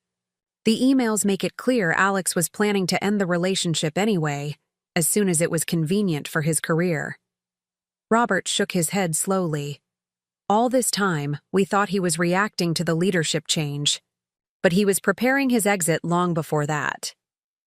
"The leadership change just accelerated his timeline," Victor agreed, "and exposed his plans before he was ready to implement them. The realization was oddly liberating. We hadn't caused Alex's betrayal. We had merely uncovered it before he could complete it." Victor closed his laptop. "I should get back to the office. Rachel asked me to update you both, but there's still work to be done tonight."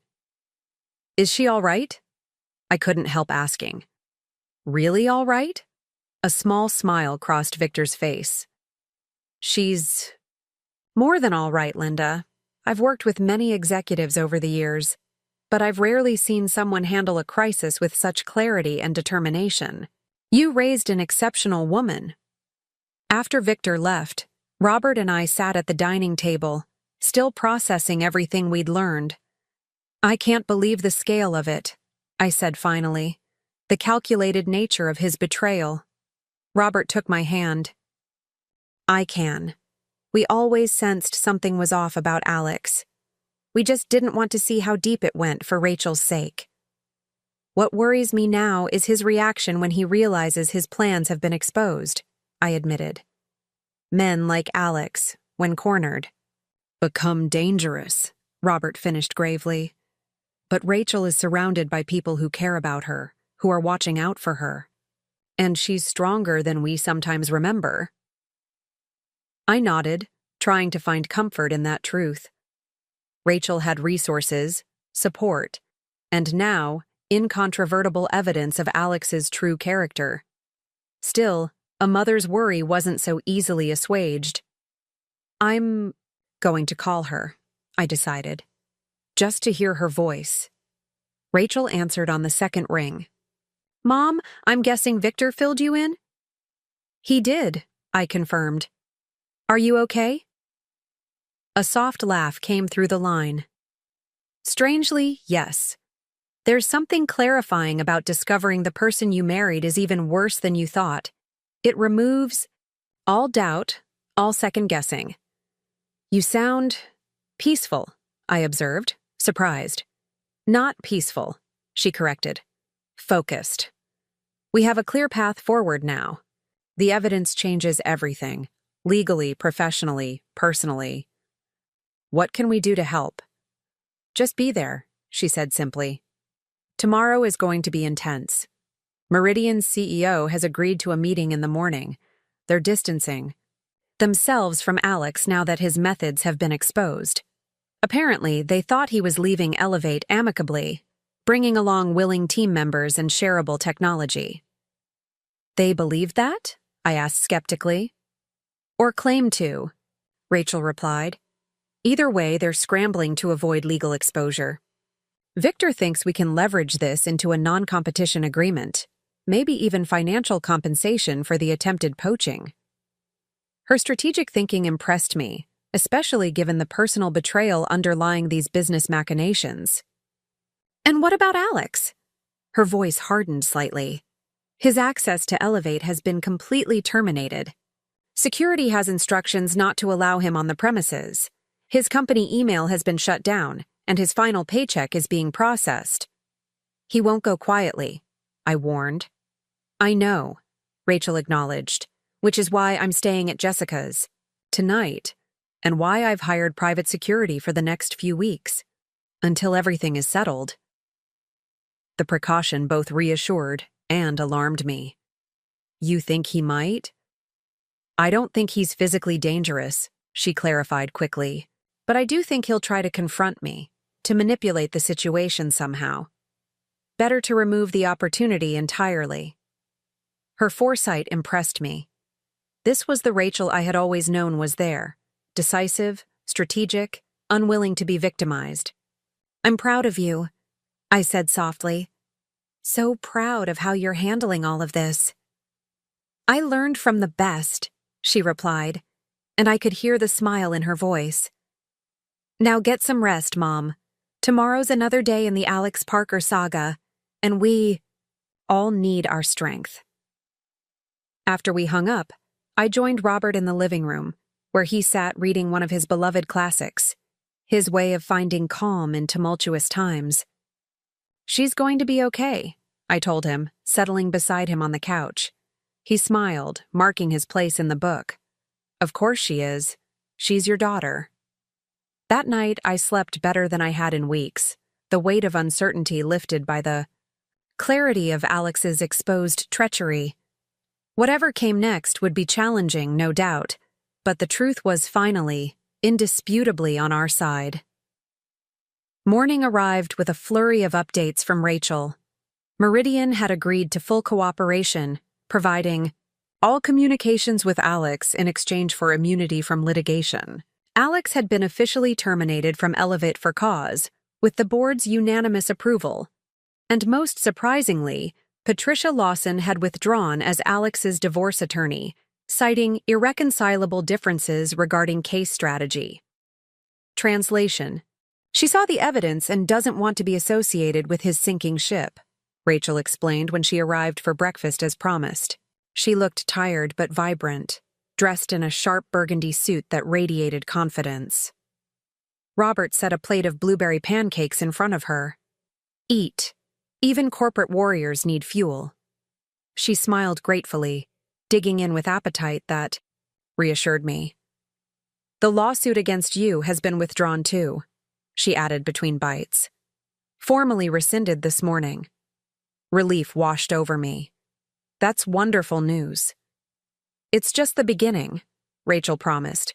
By end of day, Alex will have no job, no legal representation, and significantly diminished prospects in the Denver tech scene. Word travels fast in this industry. Have you heard from him directly? Robert asked. A shadow crossed her face. He left 17 voicemails overnight, each more desperate than the last. Started with anger, moved to threats, ended with pleading. You didn't pick up? I asked. No need, she replied calmly. Everything that needs to be said will be handled through attorneys now. My divorce lawyer has all the evidence, including the emails discussing how our marriage was a convenience nearing its expiration date. The casual cruelty of Alex's words still stung, even secondhand. I couldn't imagine how Rachel had felt, reading them. What about his parents? Robert asked. Any interference from that quarter? Rachel's expression turned wry. Funny you should ask. I received a very interesting email from Howard Parker last night. Apparently, Alex told his parents an entirely different story about our separation. According to him, I was the one having an affair, with Victor of all people. I nearly choked on my coffee. That's absurd. Completely, she agreed. But it worked for a while. They've been financing his apartment, his legal fees, even a new car. All because they believe their son was the wronged party. And now? Robert prompted. Now they've seen the emails too, Rachel said, a hint of satisfaction in her voice. I forwarded the entire thread, including his plans to discard. Me once Meridian hired him. Howard's response was illuminating. Apparently, this isn't the first time Alex has used his parents' support under false pretenses. The conversation shifted to practical matters.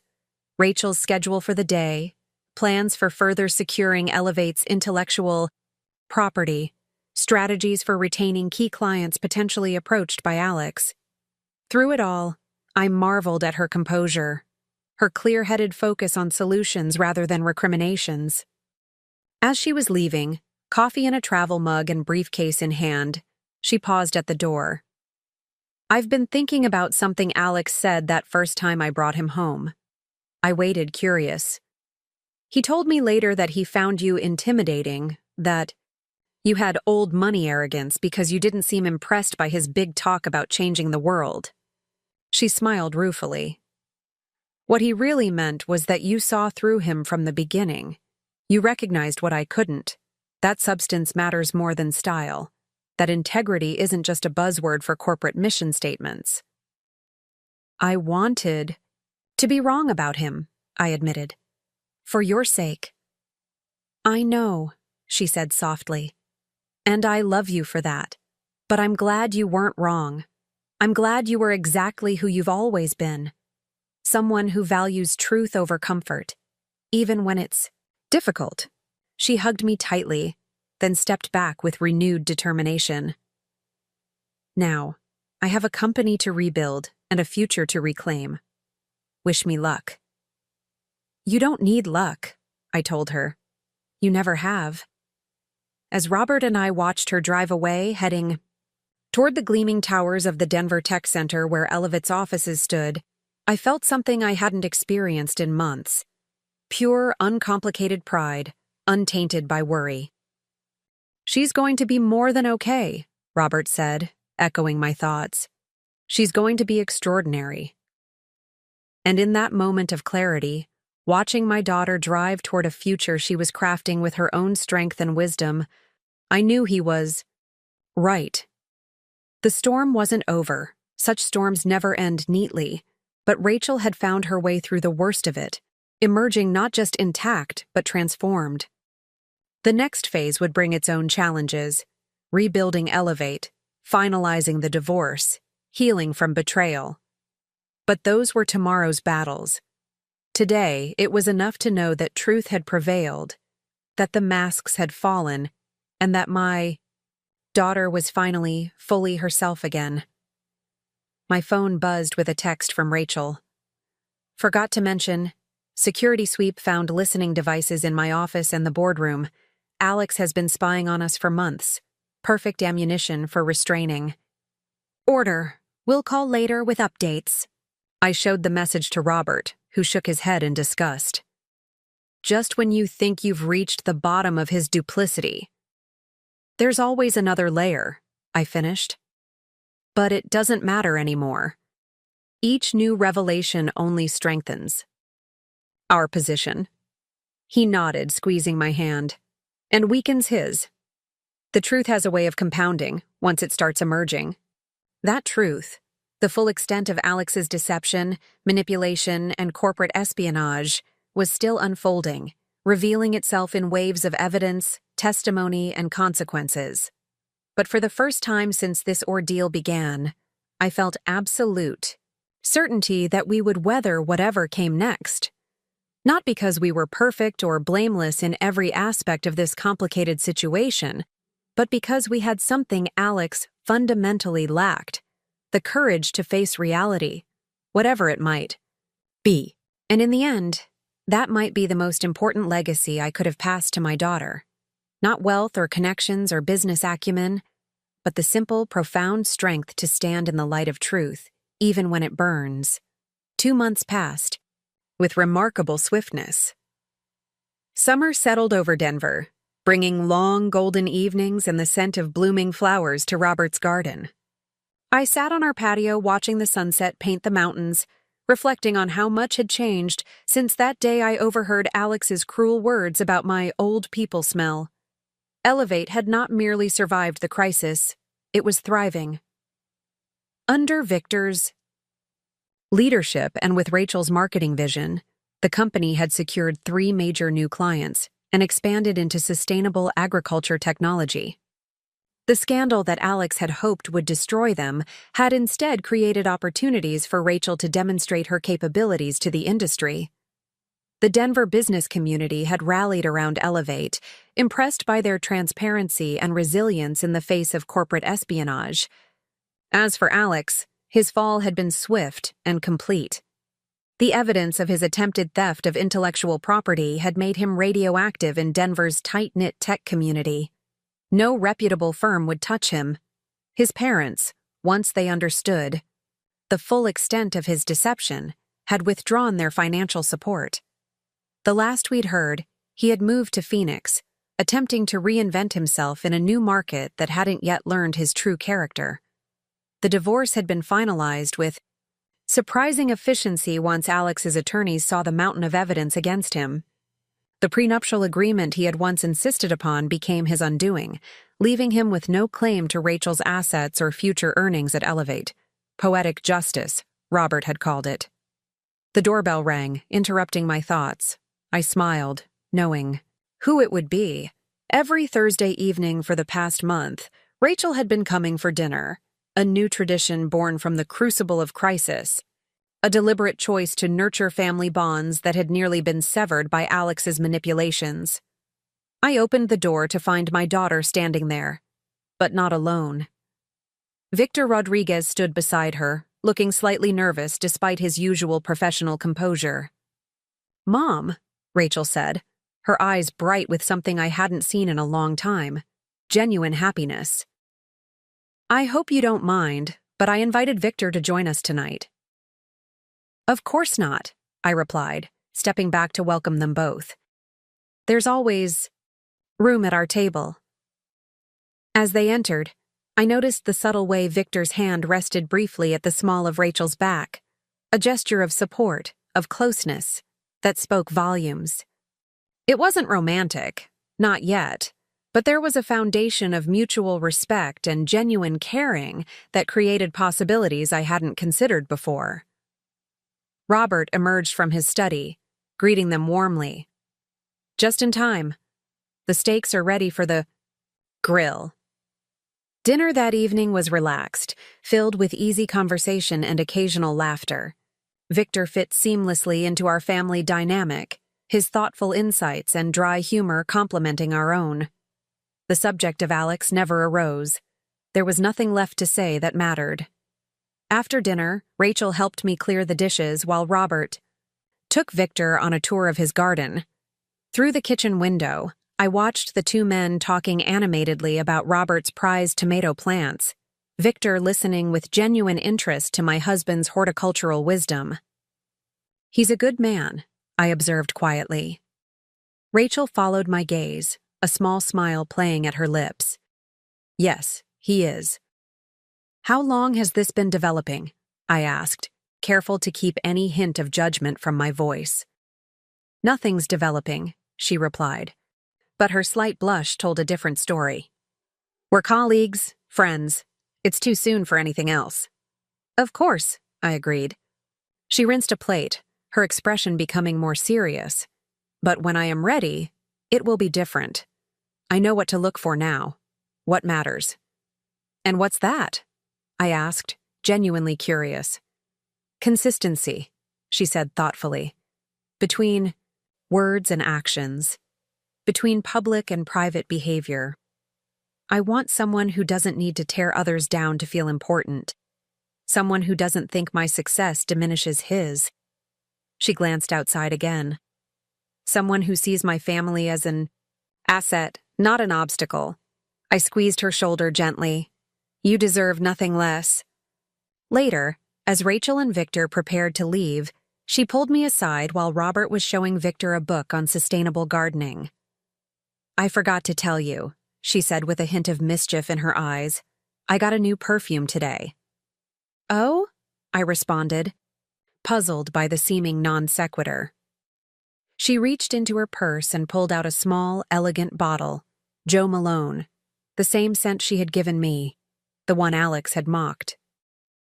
"I realized something," she explained, spraying a small mist on her wrist. I've always loved this scent. I bought it for you because it reminded me of elegance, confidence, wisdom, all the things I associate with you." She inhaled deeply. "And, now, it reminds me of strength too. Of knowing your worth." Tears pricked at my eyes as I understood the significance of her gesture. She was reclaiming something Alex had tried to taint, transforming it from an emblem of mockery into a symbol of resilience. "Besides," she added with a wink, "I figure if it's the scent of old people, I might as well get a head start." We both laughed, the sound rising free and unencumbered by the shadows that had hung over us for so long. As they finally departed, Robert joined me at the doorway, his arm around my waist. "Well," he said softly, "I think we're witnessing the beginning of something there." "Maybe," I agreed, "but whatever happens, she's making her choices with open eyes now. That's all we ever wanted for her." He nodded, kissing my temple. "That, and her happiness." "Which she's reclaiming on her own terms," I observed, watching. Their car disappeared down the street. Not defined by a partner or a relationship, but by her own strength. That night, I thought about the strange, painful journey we had all traveled. How Alex's casual cruelty had unintentionally set in motion a chain of events that ultimately freed Rachel from a marriage that would have slowly diminished her. How his attempt to destroy Elevate had instead created the opportunity for Rachel to discover her own professional power. How his efforts to drive a wedge between Rachel and her family had ultimately strengthened those bonds beyond what they had been before. There was a certain symmetry to it all, a balance restored not through vengeance or elaborate schemes, but simply through truth exposed to light. Alex had built his life on appearances, on manipulation, on choosing the easiest path to what he wanted, regardless of who it hurt. In the end, that foundation had proven too fragile to support the weight of reality. Rachel, by contrast, had emerged with her foundation not just intact but strengthened. She had faced betrayal, professional crisis, and personal heartbreak simultaneously, and had found within herself resources of courage and clarity that even I, who had always believed in her, had not fully appreciated. The perfume Rachel had reclaimed struck me as the perfect symbol of this transformation. What Alex had mocked as the scent of age and irrelevance, Rachel now embraced as the fragrance of wisdom earned through experience. She had taken back the narrative, refusing to let his derision define something she valued.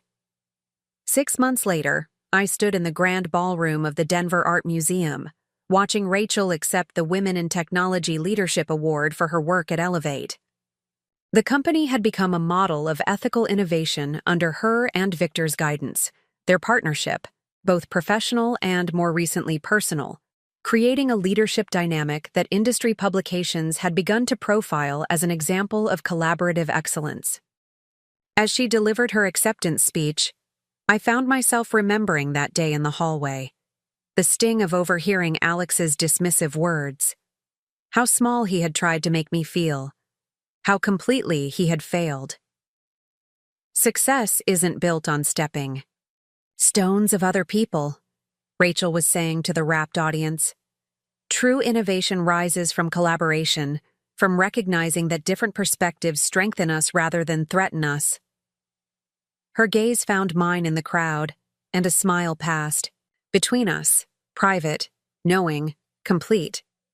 In that moment, I realized that the greatest revenge against someone who tried to diminish you isn't confrontation or retaliation. It's living fully, authentically, and joyfully in the knowledge of your own worth. It's recognizing that their opinion was always more a reflection of their limitations than your value. Alex had said I smelled like old people. What he failed to understand was that age brings with it not just years, but wisdom, perspective, and the quiet confidence that comes from weathering life's storms. These were gifts he would never possess, too busy chasing shortcuts to success that ultimately led nowhere. As for me, I would continue wearing my Joe Malone perfume proudly, A fragrance now shared between mother and daughter, a small daily reminder that what others intend as weapons, we can transform into strength. Up next, you've got two more standout stories right on your screen. If this one hit the mark, you won't want to pass these up. Just click and check them out.